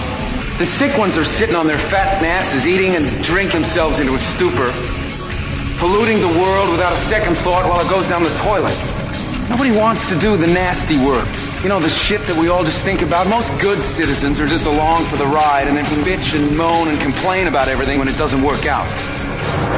Not me. Get it done. Revolution Radio, where we do the nasty work. www.freedomslips.com. The finder of lost children and missing persons, Monique Lassan. Surveillance, civil and criminal investigations. I investigate. No, I am the chosen one. Do not underestimate the power of good, and do not dismiss the strength of the child.